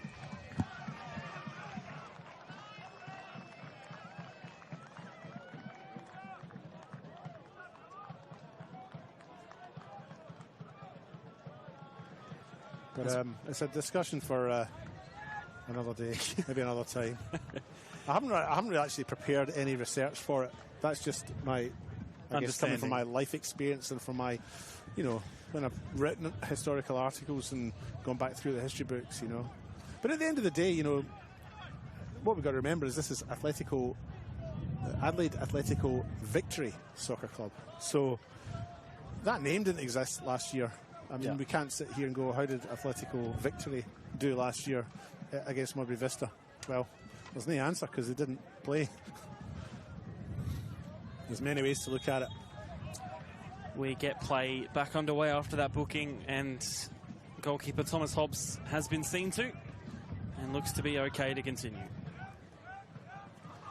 We also tick past the hour mark in that period, so under half an hour left, still locked at 0-0.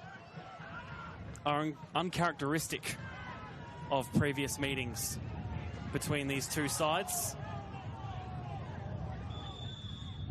2-2 at Vista in their first meeting 156 days ago in round 4. A 3-0 win for Atletico just down the road from here at Rushworth Reserve. And then in round 18, drawing 3-3 back at Modbury Vista with Cooper Wegener and Alexander Cole. He getting 2 of his goals from the penalty spot. Alexander Cole, the son of former Modbury Jets legend Ian Cole. Did you know that? Ian, who played in the 1989 Federation Cup final. He's a bit older than me. You give me that look. But yeah, that's his son. Interesting to see Vista versus Jets next year at that family house. If we do get it, of course. If we get it, not preempting anything. Vista keep this ball. We'll cross down to Christian in a moment, just as this Vista attack builds, and Blackett now with it. It's a nice flick through. Blackett able to get on the end of it. And the challenge is there. Will it stay in play? It might just be held off. And that's smart work done there. Christian Marchetti, down to you. Yeah, guys, looks like Modbury Vista have sent Joel D. Donatus and Ethan Murray away from the rest of the subs to go and warm up, just the two of them. So looks like maybe we'll see some movement from them very shortly. Thanks for that, Christian. So 2 substitutions getting ready for Modbury Vista. Certainly is coming to that period of the game, you'd imagine, where they will look for those game changers off the bench. Atletico, especially with their top goal scorer this season, and Adrian Satani on the bench for them.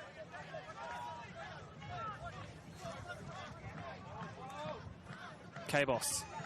His cross deflects and out for a corner.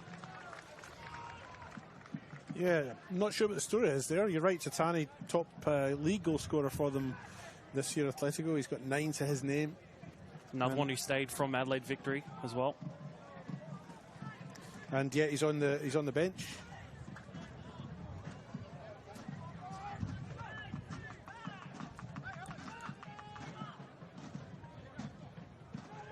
Corner for Atletico. It's delivered deep at the back post. It's headed off the post. Is it in? It's been cleared off the line, I think. Tataishi still with it. Wide with the ball, finds it on the byline. Will be another corner. As we mentioned before, this is a different Adelaide Atletico this half than compared to the first. I'm not sure what was said at half-time, but what a marked improvement by the men in salmon pink as we strike the 67th mark. This corner comes in. Cleared away to K-Boss. Furthest back for Atletico. Long ball forward and out wide, in fact, headed away.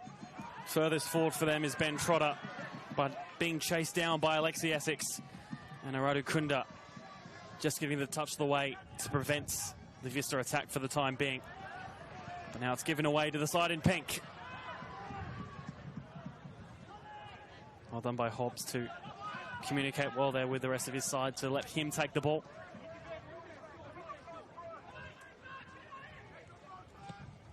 Ball comes in from Sudic.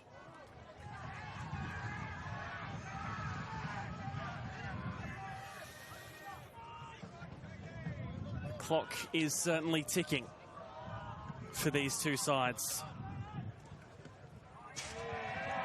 And the longer we do go on, of course, we will talk about extra time being a possibility.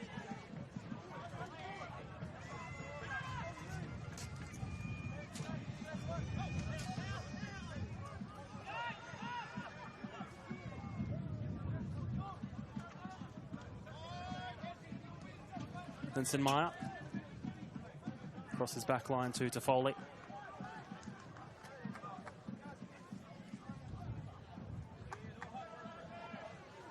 Big challenges in there.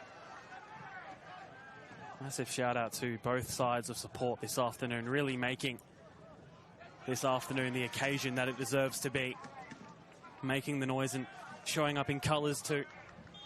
Absolutely, they're out here in numbers to support the team as the first substitutions are about to be made. Seb? Yeah, Christian, I'll go down to you to get us confirmation on these ones. Yeah, guys, so it is those two players I mentioned before. So Joel DiDonatis and Ethan Murray coming on, and Tyson Linton-Meyer and Alexander Cole coming off. So double substitution for Vista. Funny story about Joel DiDonatis. Scored against Modbury Vista in round 14 for Port Adelaide in what was a 4-3 win for Vista in the end. Then 3 weeks later had joined Modbury Vista and scores for them against Elizabeth Grove in a 3-1 win. In the span of about 4 weeks, scores for and against for two different teams. And now he's on to try and make his impact, to try and get them a goal, to get them into State League 1 for next year.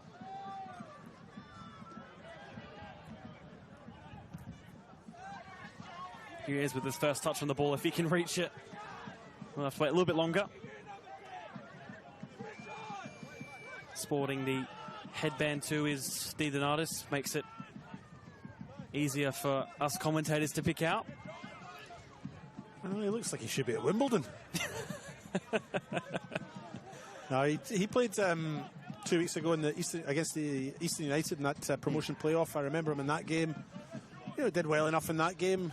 Obviously, it was a disappointing night for him and for the team, you know, to lose that match. But didn't put in a bad shift. You know, they were beaten by a very good Eastern United side that night. 2 Soid Sarkani goals, although I think the first one for me was an own goal, but it's been credited. I think it went down to him in the end. Yeah, it's been credited to him, so... Trying to turn there on the ball there, Di Donatis, but ends up giving it away to Tateishi, giving him a taste of his own medicine, and then fouled in the end. Christian, what do you have for us? Looks like Atletico are making a substitute themselves. Yeah, guys, Atletico are going to make a change in a moment's time, and it will be Nader Edward being introduced, and he's going to replace Benedek Fati Ferdinandi. Player who scored against Vista in that 3-0 win at Rushworth Reserve back in round 11. Looking to him from the bench to try and do the same again. They will have this corner, this free kick, to take before they make that substitution, I would imagine. Looks like it will be the case. Tateishi on the dead ball. Di Donatis is the one-man wall. Tateishi looks to go direct on goal. Punched away by Thomas Hobbs. And now Essex stuck within 2 Atletico players. Correa just trying to pop a ball in. And Vista back with it in their possession. Di Donatis goes against Tateishi. Fati Ferdinandi making his last few contributions until he is, from the sounds of it, inevitably to be replaced for the final 20 minutes.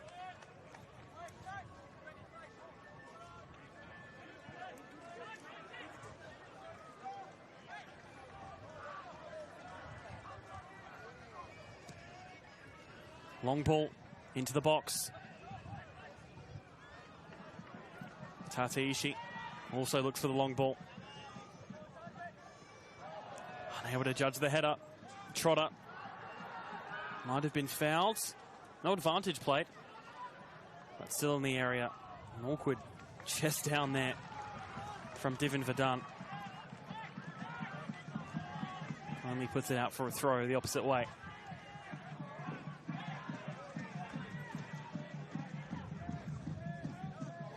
$18 minutes left in this HBG Homes State League 2 playoff. That's a funny throw there. I think the ball's maybe slipped.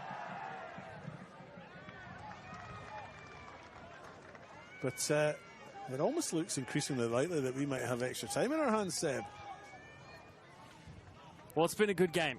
Oh, so if it does, I won't complain personally. I would not complain either. They could get one here if not for Alex Tate acting quickly off his line to collect the ball in his midst. Atletico throw. Hopeful shouts of him kicking the ball away. You don't generally waste time when it's nothing each. Can't play for a draw in this game, can you? A draw is no good for either, and it's not an outcome that we'll have today because this game has to be settled. There has to be a winner. The best part about it, David. Maybe a bit hopeful there more than anything. That's going out for a throw-in. That's how off target that shot was. Going out for a throw-in on the far side. But in all fairness, this second half, the first half was even in a sense, but this second half has definitely shown that to be the case a lot more, you'd have to say. I'm trying to figure out a way how to explain it, but do you get what I mean? I would actually disagree. I think I would say Modbury Vista were just a little bit better through the first half, and I think through midfield they had the upper hand. But I think this second half, Atletico have come out a vastly improved side. They've made some changes in their formation and structure and so on, and I think they've come right into this game. And I think it's a very even second half as the substitutions made. Said Nader Edwards to come on. Another one staying from that relegated Adelaide victory side, who did finish bottom of State League 1 last season with only 14 points. Top goal scorer last season, victory is all Passia John.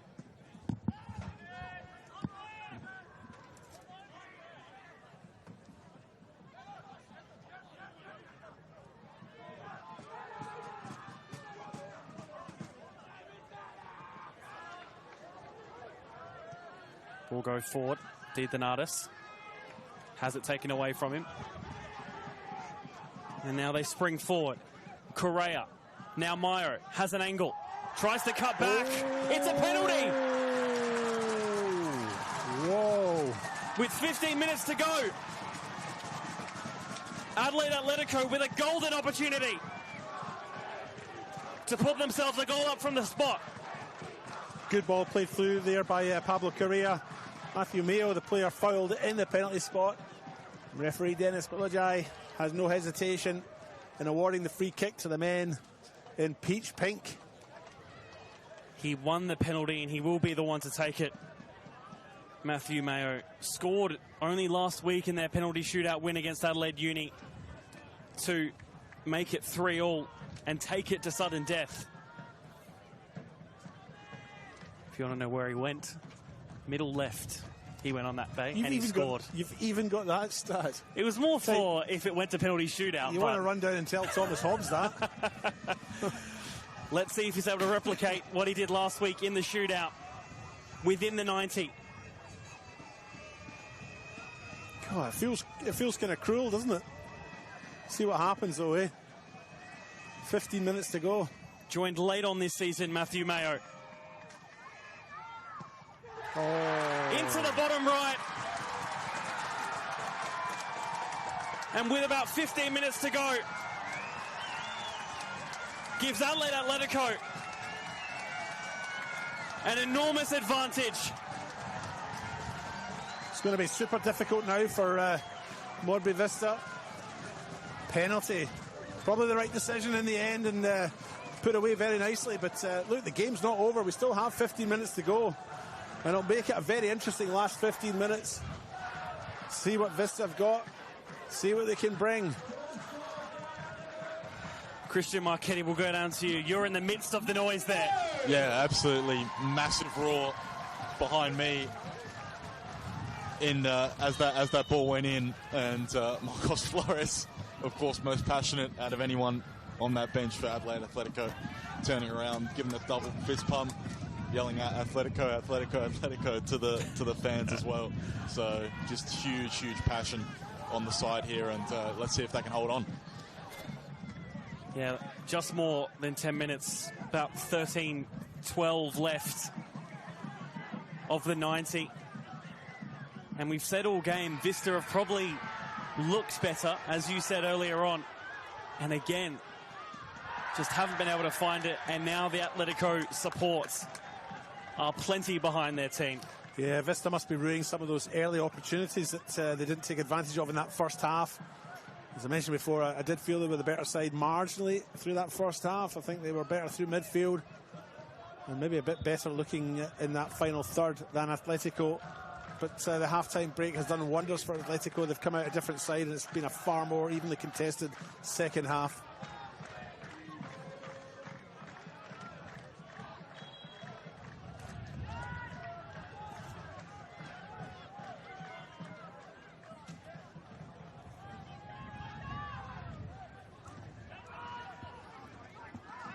Three promotion grand finals in a row for Modbury Vista. And at the moment, it looks like a third loss in a row. Well, they must be wondering what they've got to do, you know. I mean, they've been consistently the best side in that State League 2, especially this year. I mean, they've over the last few years, they've been one of the best in particular. But this year in particular, you know, they finished top of that table. And you know, we mentioned before about this new structure. We've talked about it, how you've got North and South, you've got two divisions, and you can finish top of your division and still not get promoted. It just feels so strange. I can't even find the adjective, but it does feel very strange that you can be the best in your division and not go up. But that's the structure we have. That's what we work with, and well, maybe it's not over yet. Here's Di Donatis down the right-hand side. He's just right on the byline, trying to twist and turn, but maybe just a bit too much in the end.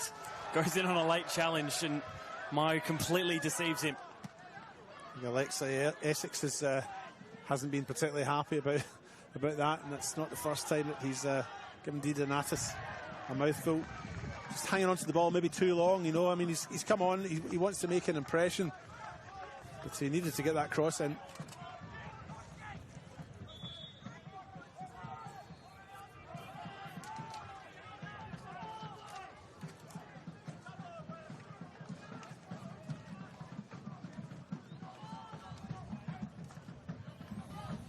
As I said earlier on, the last 15 minutes is where Modbury Vista tend to concede, or the second most conceded period of matches this season so far.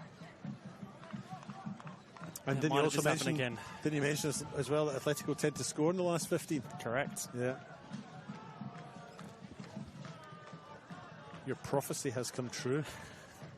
Christian, well, so far, I mean... Christian, we'll go down to you. What do you have for us? Yeah, guys, the intensity on this Atletico bench to my left has just gone through the roof since that goal, because they know what's at stake here and the opportunity that they've got to really make history here. And you got Andrew Shaw and Marcos Flores both barking out orders at the same time. So yeah, it's every pass, every ball is being cheered on and or criticised depending on how it goes.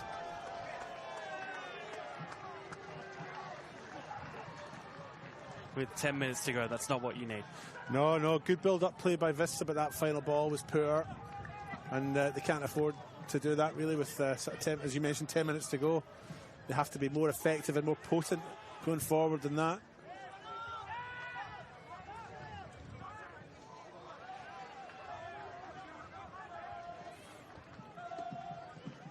Tateishi. A fascinating career he's had so far. Has played in quite a few countries, including a spell in Mongolia, where he played for a club called Athletic 220, another athletic club. He played 3 matches for them in the AFC Cup, which is the Asian equivalent of the Europa League. And the year after, the club dissolved. What, 221? Yeah. I wonder where the 220 comes from.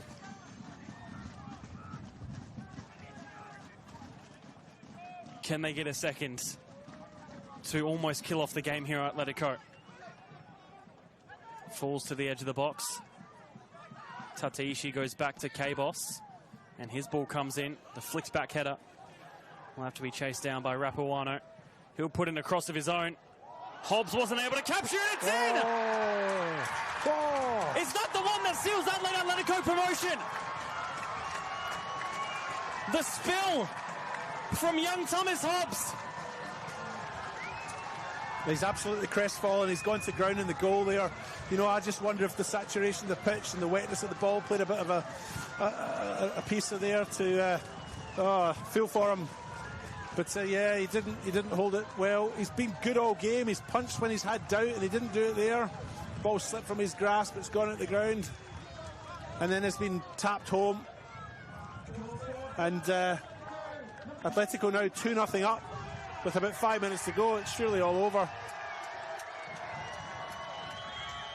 Well, they take the kickoff quickly. We'll go down to Christian again. I mean, it must be all hands on deck now, really, down on the touchline. Yeah, it's absolutely awesome scenes down here, guys. Absolute delirium in the coach's dugout. I think they've got to remember that there's still a bit of the match to be played to see it out. They might actually get a third here, Seb. They look forward again at Atletico, and slip in the centre of the pitch for Mayo. There was no slip, he was pushed. It's free for Tateishi if he can get onto it. Cleared away in the end, waved off by the referee. Yeah, there was a wee shove off the ball by Oliver Burke in there, but it was behind play and not noticed. But what a spring in the step for the men in pink. Christian, sorry, I'll go back to you to finish off your point. Well, the other part of that was that Modbury Vista are going to make a couple of changes here in a moment. So Liam Miller and Deng Marial, my apologies. Looks like they're both going to be introduced in a moment's time, and actually looks like they're going to replace Oliver Birkin and Sam Watson. So double change there from Modbury Vista. Thanks, that Christian. He's very good, isn't he? Absolutely. Pleasure to have him on the touchline for us this afternoon.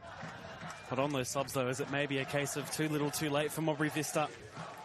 5 minutes to go. They've got to throw everything at it, haven't they? I mean, they need 2 goals in the next probably, 8 minutes of play that are left, totally. If that, maybe. Yeah.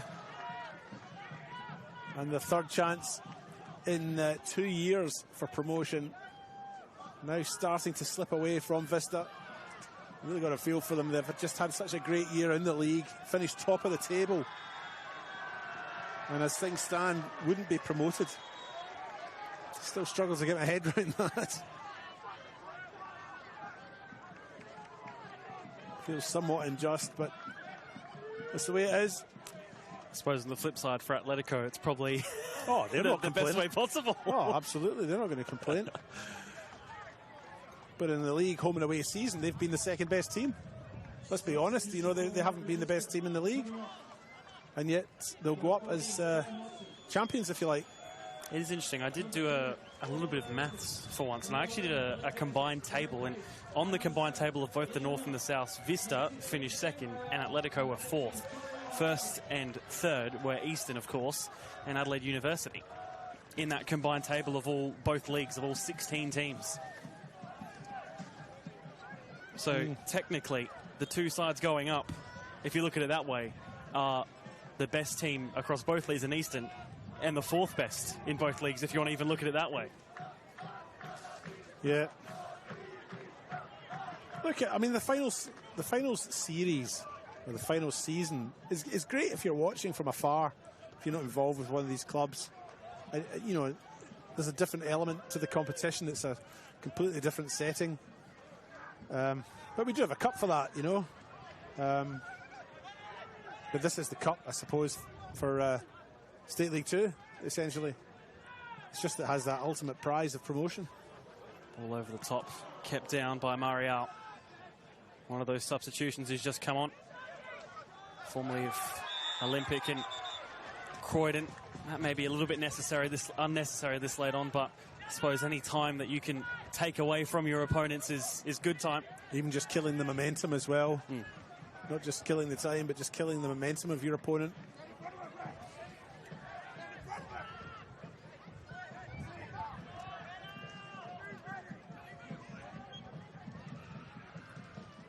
It is really all or nothing for Vista at this point. Plackett. It's a long ball in. At least we'll get an early TA, Seb. That one's looking from range and maybe already enjoying himself. Yeah. He's the goalkeeper, Alexander Tate. He wasn't doing that through the first half, though, was he? Looks like Vista also made another sub in. Kosei Morito, the number 18 for them, formerly of both of the Hills sides in Mount Barker and the Hills Hawks. Also played his football in Italy as well.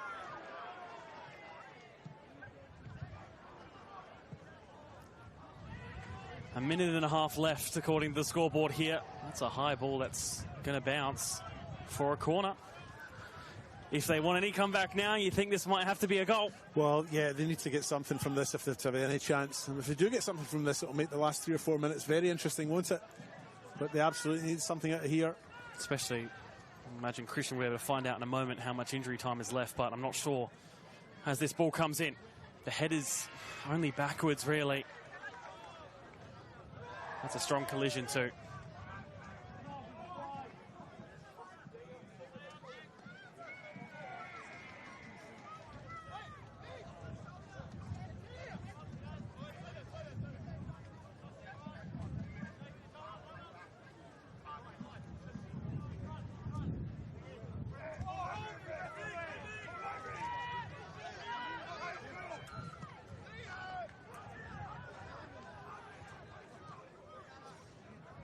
A cautious silence is, I think, what you can sense amongst the crowd at the moment.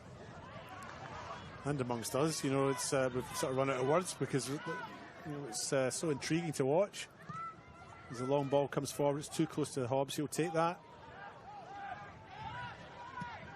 Looks quickly and long as we tick into additional time, in which there will be 6 minutes. which was also what we got last night, I believe, and we know what happened there. That's right. That was an eventful evening, wasn't it? I think that's putting it lightly, Dave. I had my mind on other things. Scrambling to find batteries with... Today. Yeah, that's right, yeah, the big game. The big game with my big best pal. That's you. Yeah, I did sense that. Yeah. Sorry, Christian, if you can hear us. Ball goes long. Marielle will win the header. Completely, at the moment, I think astonished are most people here.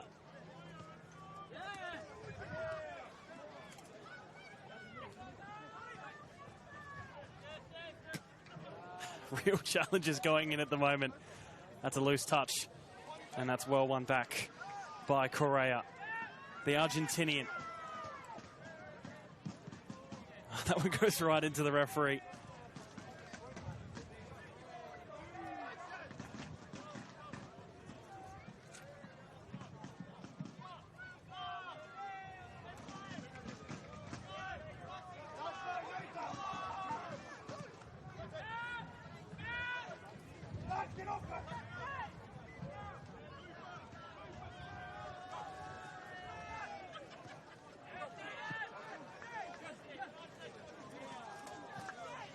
Ball goes out in this near side. It's a Vista throw. And we've ticked over the 90 minutes. Into the second of those now.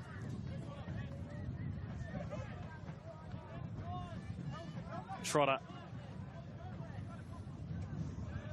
probably hasn't done as much as he would have liked to this afternoon.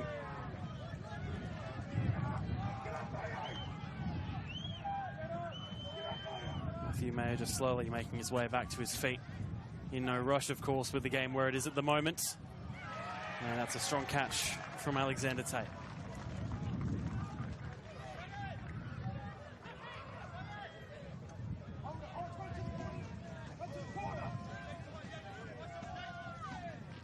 Tatseishi on the ball.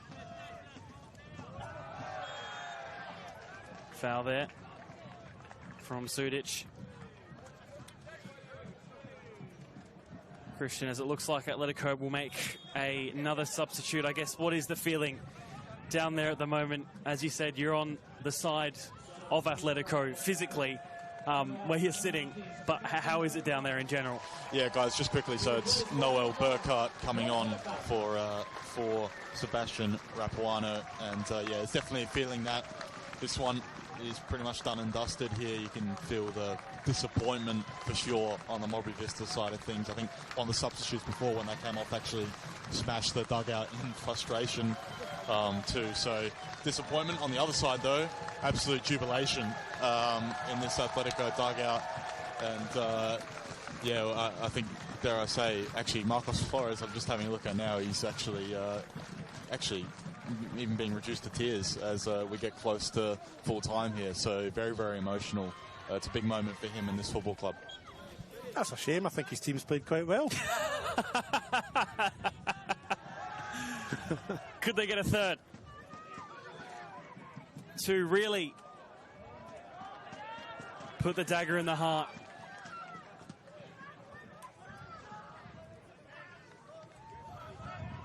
That ball won't fall anywhere near a blue shirt. It's nearly the 5th minute now.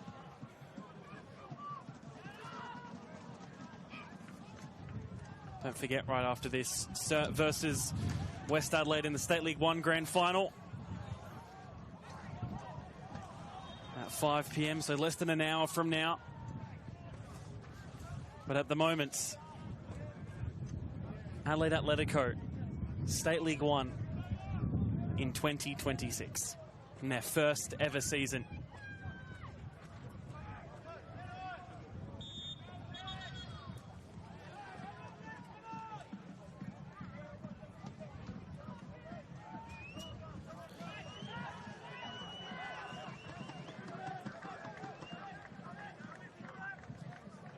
Are there any late gasps for Vista?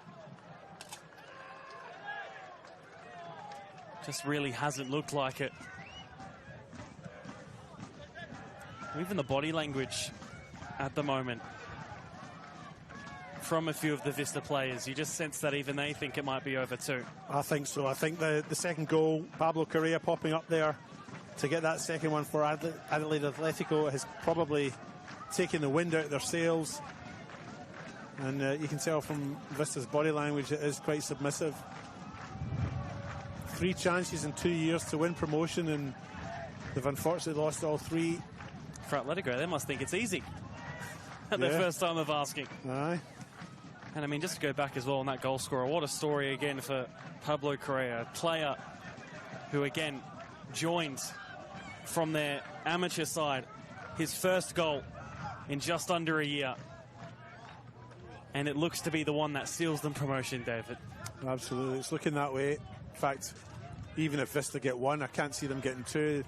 Atletico's second half performance has just been far better than their first. We're in the 6th minute now, David. I doubt there'll be much else action, full stop. Yeah. As this throw comes in from Di Donatis. Vista with the ball forward.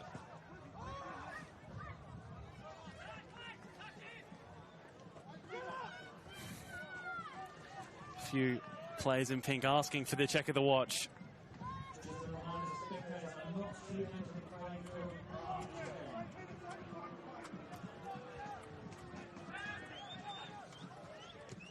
Long ball in, last any sort of hope, but it will be the header away instead.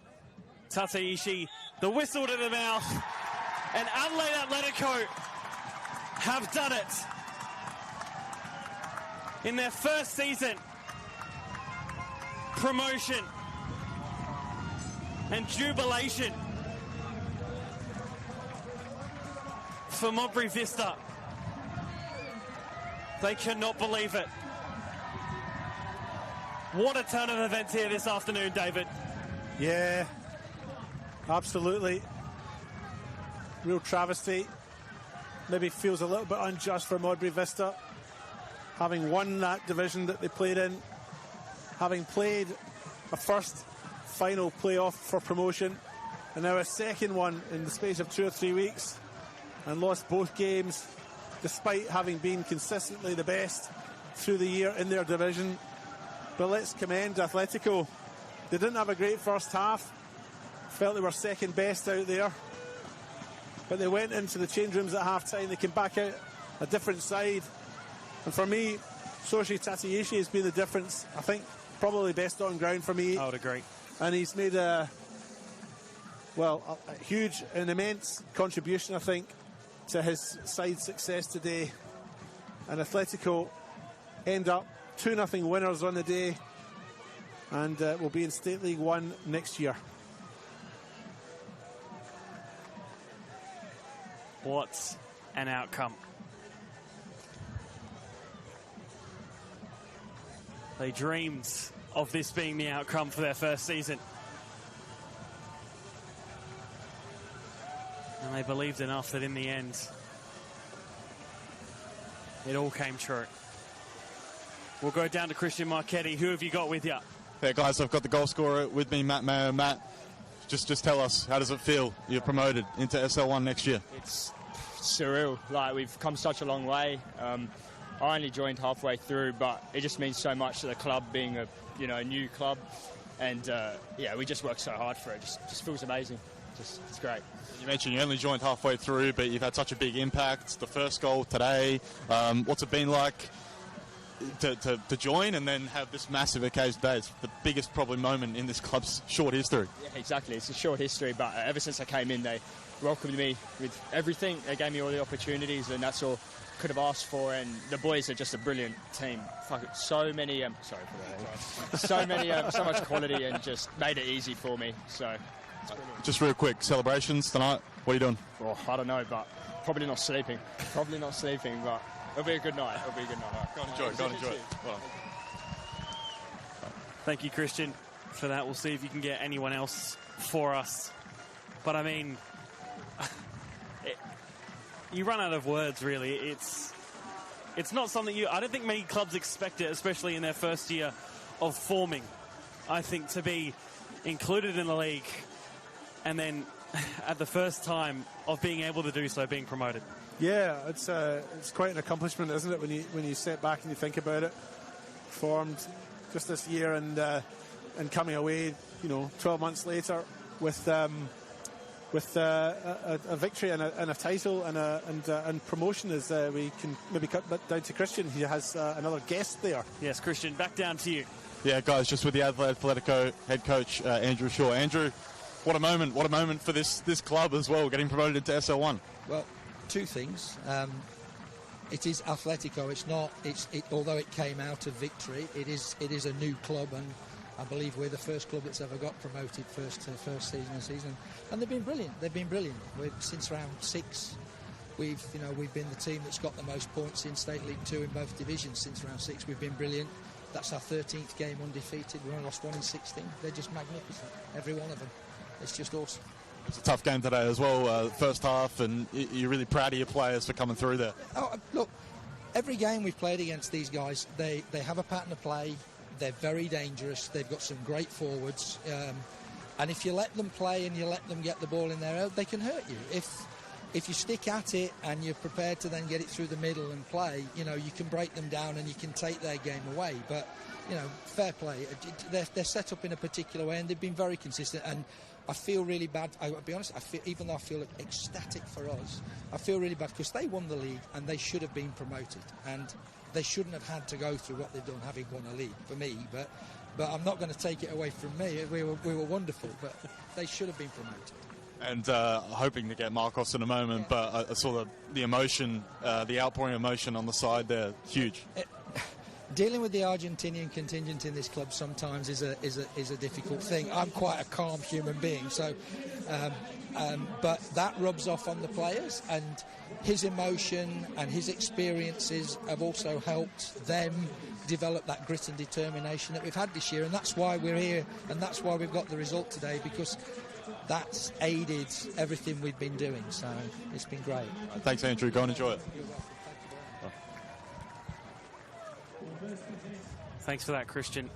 Just to confirm as well, not to put a dampener, they are the third team to have been promoted in their first year. Adelaide United did it from State League 1 to NPL in 2014, and Fulham did it in 2017 when they did it from State League 2 to State League 1. But still, it's clearly an achievement not many clubs have done since coming in. So, not to put a dampener, but still an extremely impressive job they've done here. Oh, I'm sure Mr. Shaw would appreciate you bringing that up as well. Because it is a great achievement for them. But yeah, it has been done before, and Fulham's the one I remember. I didn't recall the Adelaide United one, but certainly Fulham came in 2016 and were promoted the following year, or that year, should I say? But I take my hat off to Mr. Shaw as well, because he's echoing your points. In fact, yeah, he's reiterated the sentiment that I had earlier on. Vista, you got a feel for them. They've won the league and they haven't got promotion. It's just such a wild thought.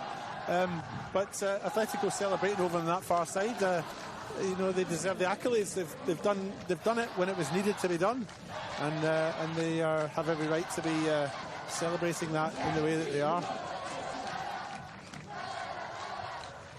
Somewhat strange situation though, to have about 4 or 5 teams out there all getting presented at once. I think we've got Restaurants McCullough, Campbelltown. I'm not too sure who the team is right now. Salisbury and not sure who that is, but there's actually 6 teams out there waiting to be presented, so it might be a little while before Atletico and Modbury Vista go up to receive their medals. Number 21, Jack Tetinas. You run out of words to say, Seb. You're silent for once. Have you enjoyed your afternoon? Absolutely. Was this game everything you were anticipating it to be? I mean, it was for me. I mean, it was a nice, it was a good, open, flowing game of football, and an enjoyable spectacle. Settled in the end by 2 very late goals, and I think Christian might have a very special guest making their way over. We'll maybe get another interview down there, but certainly a good game. I've thoroughly enjoyed my afternoon. Yes, we'll cross down to Christian, who has the man himself with him. Got the man himself with me, Marcos Flores. Marcos, sorry. Marcos, Talk to me, what a massive moment. I saw you on the side there towards the end, really emotional. It's a huge moment for you, for the club. Yes, it is. 5 years ago, I was retired and doing sessions with the cerebral palsy team in Kensington. And they told me, let's create a football club. And it's unreal. It's unreal. The first 4 volunteers in South Australia, they believed that we were not too crazy to create a new club that could be affordable, that could be inclusive for everybody. We've got 42 plus teams. We don't have great facilities, but we do what we can because we said, let's just play, you know. And we don't have excuses. Huge respect to Modbury Vista. They were the champions of the North Zone. The most difficult team for us to play. I just wanted to send a message to them that one result that doesn't define the season. And I have got a huge respect for Modbury Vista for the season that they've done. Just talk to us a little bit more just about the journey, because it takes a lot to start a new club, to bring it all the way up now into the big leagues, and then bring it all, you know, these promotions. It's not just moving up a league, it's all the reward for all the people involved behind the scenes. Just tell us a bit about that. 100%. We never thought about MPL, about State League. We wanted to do a club for the juniors that were excluded from, not from other clubs, from a system. At times we get too competitive. And when we started this back in 2021, every step was about the little step, never was about the big things. And when you do a little thing, and one more step, and then another little thing, and a little moment, these things, these rewards, I can't be more thankful to God and to the universe and to the angels that protect us. Man, I wanted to congratulate every single player, and all of them really young, great future. I hope all the NPL clubs don't take my players. But we are excellent players, and I'm really happy about coaching staff, Andrew Short and Dave and Diego Palacios and many others that have been involved with this, with Massimo. Oh man, I'm speechless. I said to the players actually on Thursday that I had 2 jerseys to show them. One was the number 10 of Adelaide United when I won the MVP, and the other one is the Adelaide Atletico for this moment. Man, when I won the Johnny Warren in Sydney, I said, I'm happy and proud, but I wanted to win the championship for Adelaide United. And the fact that they won a promotion like that means more. I mean, yes, Johnny Warren is a legend, and I'm really happy about that individual award. But this means more. It means more for me. Marcos, well done. Congratulations, and good luck next season. SL1. Can't believe. Thank you very much, everyone over there. I mean, you can see what it means. It's I nearly was brought to tears, to be honest. You're a little bit upset as well. Not upset, I wouldn't say the words are. Yeah. I'll get you a wee hanky. No, it's nice, you know, in all seriousness. Journey. Yeah. They've obviously put their heart and soul into this over a period of 4 years collectively, and, you know, to see that raw emotion is really quite something, but football will do that to you. And well done to them, you know. And he said he's got, you know, he wants to go over there and congratulate every single player. And he'll obviously be hopeful that he can keep that playing group together, because that's a threat as well, isn't it? As you mentioned, you know, that other clubs come sniffing, so he'll be wanting to keep that playing group together, because if they can get that momentum, maybe add a few where they're missing a couple, or where they feel they're missing a couple, they can be very competitive next year in State League One. I mean, what we saw today wasn't far off what we've been seeing in State League One. I've commentated a number of games in State League One. Yeah, and it's not where our primary focus is, or where we primarily go. But there was enough there to see today that Atletico could, you know, potentially compete quite comfortably in that division.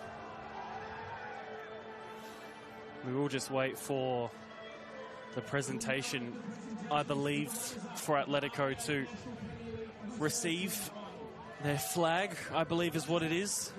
Of course, that is the other thing. Modbury Vista, for being in this game, I don't believe get any medals or anything because it is just a promotion game. And Atletico will get the flag. This feels so unjust.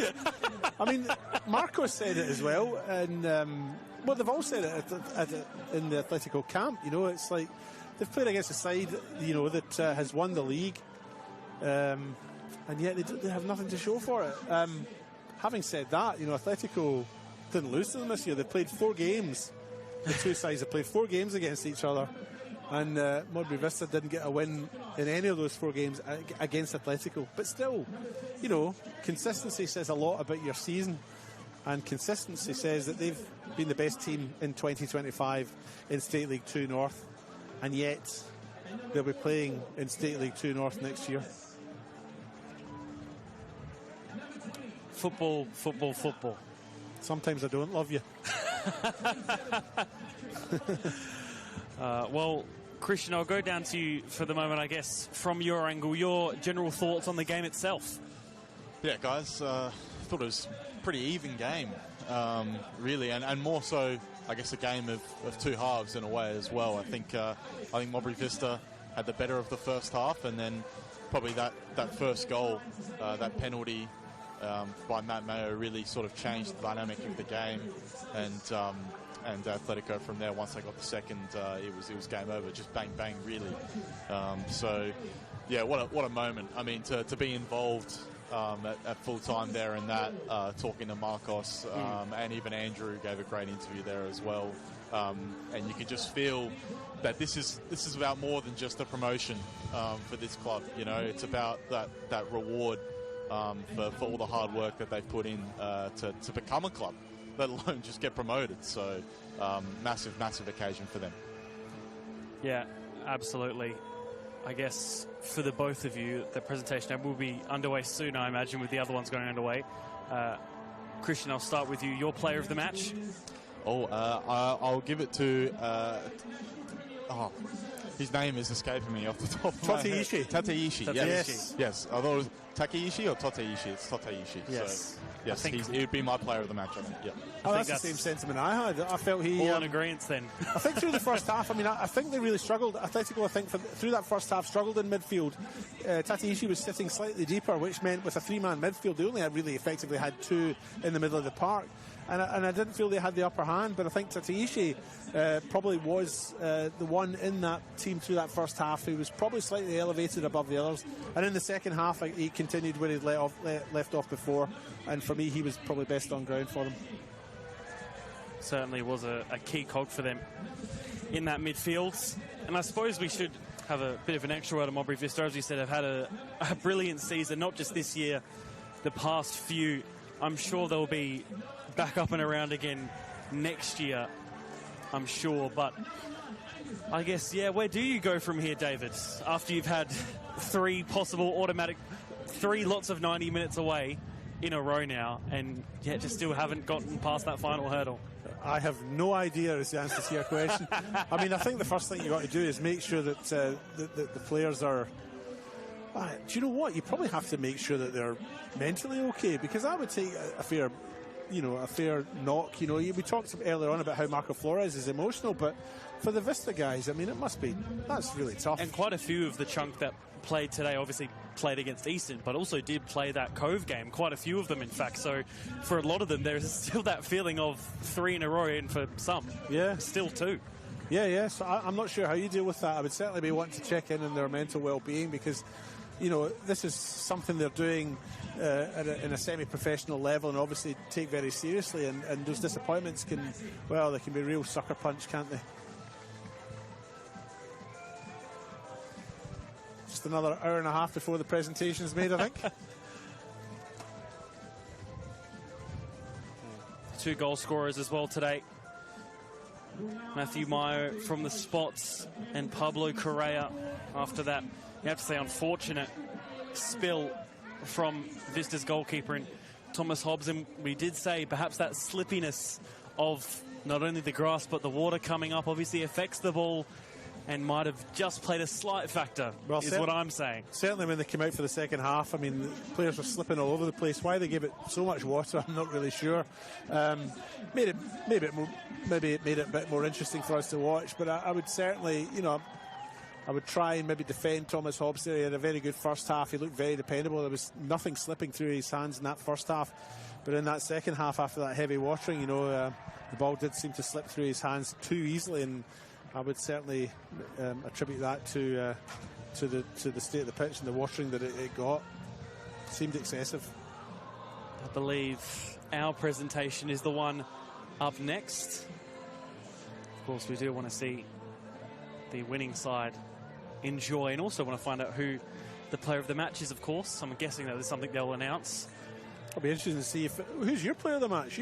I said we're all in agreement, the three of us. I also agreed with Tateishi. Right, okay. Anyone else? Was that it? Any other candidates for you there, Seb? I'm not sure.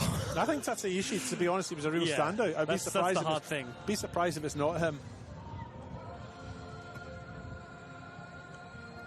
I think that's Campbelltown, currently receiving their reserves trophies, if I heard correctly, for their final. As winners? I believe so. Yep. And they played West Thomas Bacala? Yes, I think so. I'll get the hang of this eventually, won't I? That's what happens when you have to pad for time. Sometimes you start thinking about things. I know. Well, I believe it does look like the game that we have just covered is the next up for the presentations.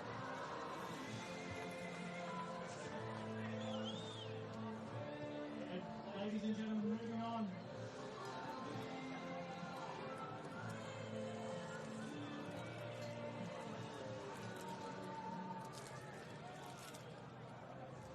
It looks like we will have these presentations underway now. 2025 HPG Stately 2 Promotion Playoff presentation. First referees for today, referee Dennis Pelissar. Assistant referees Dion Turner, Alexander Diamond, and fourth official Mark Michael. Of course, a big congratulations to our refereeing staff as well. Today, a big game for them as well, of course, and officiated well. Yep, they did. Good referees are the ones you don't notice, right? And we didn't notice them.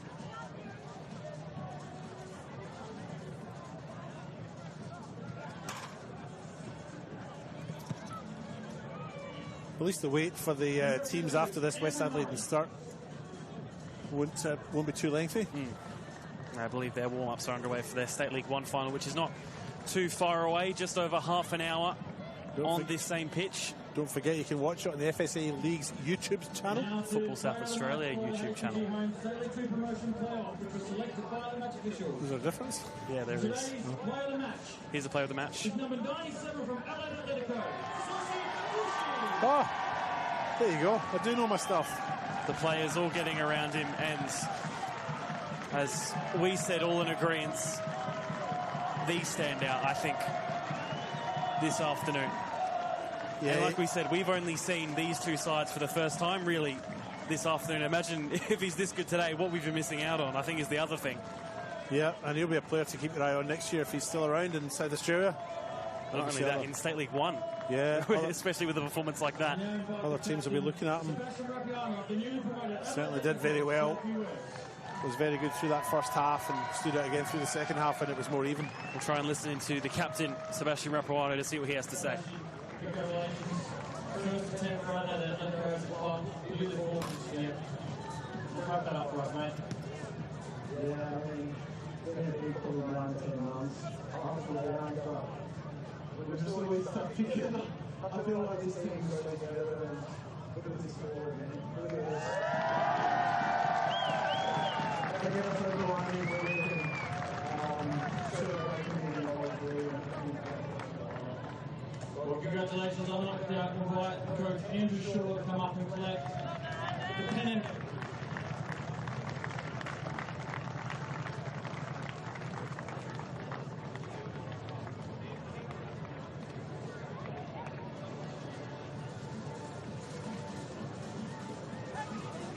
Ladies and gentlemen, put your hands together for the 2025 HPG Home State League 2 promotion playoff winners. A massive achievement for such a new club in Adelaide Atletico. Deserve it in the end after this 90. And look forward to what they bring to State League 1 next year, David. Absolutely, yes. Well done to them. And it's interesting to see as Modbury Vista disappeared down the tunnel, the number of players and officials that are getting around Thomas Hobbs, consoling him. Saw Kieran Blackett there with his arm around him as well. But back to Atletico. That's it. Their champions are promoted and they'll be in State League 1 next year. Wonderful afternoon, perfect weather, perfect football. Perfect company. I was going to say it was a pleasure to have you alongside me, David, for possibly what is, and Christian, of course, as well, for what, at least to our knowledge, is our last game, me and you, for this year. May well be. Let's hope not, but may well be. But again, always a pleasure to have your company. Your work is always appreciated, as always. And thank you for joining me, as well as Christian Marchetti. You did a great job for us on the sideline today. Well done, Christian. He's already handed his gear in. He's a way off. He's a way off up to the cafeteria to get himself a deep fried chocolate bar. Any final thoughts you want to say, David? No, nothing more from me. I think we've had a great afternoon's entertainment, and I've thoroughly enjoyed my afternoon. Absolutely. Pleasure to have your company for this State League 2 promotion playoff final. I've been Seb O'Neill with David Grant and Christian Marchetti. Full-time score here. Modbury Vista 0, Adelaide Atletico 2. And Adelaide Atletico in the HBG Home State League 1 for 2026.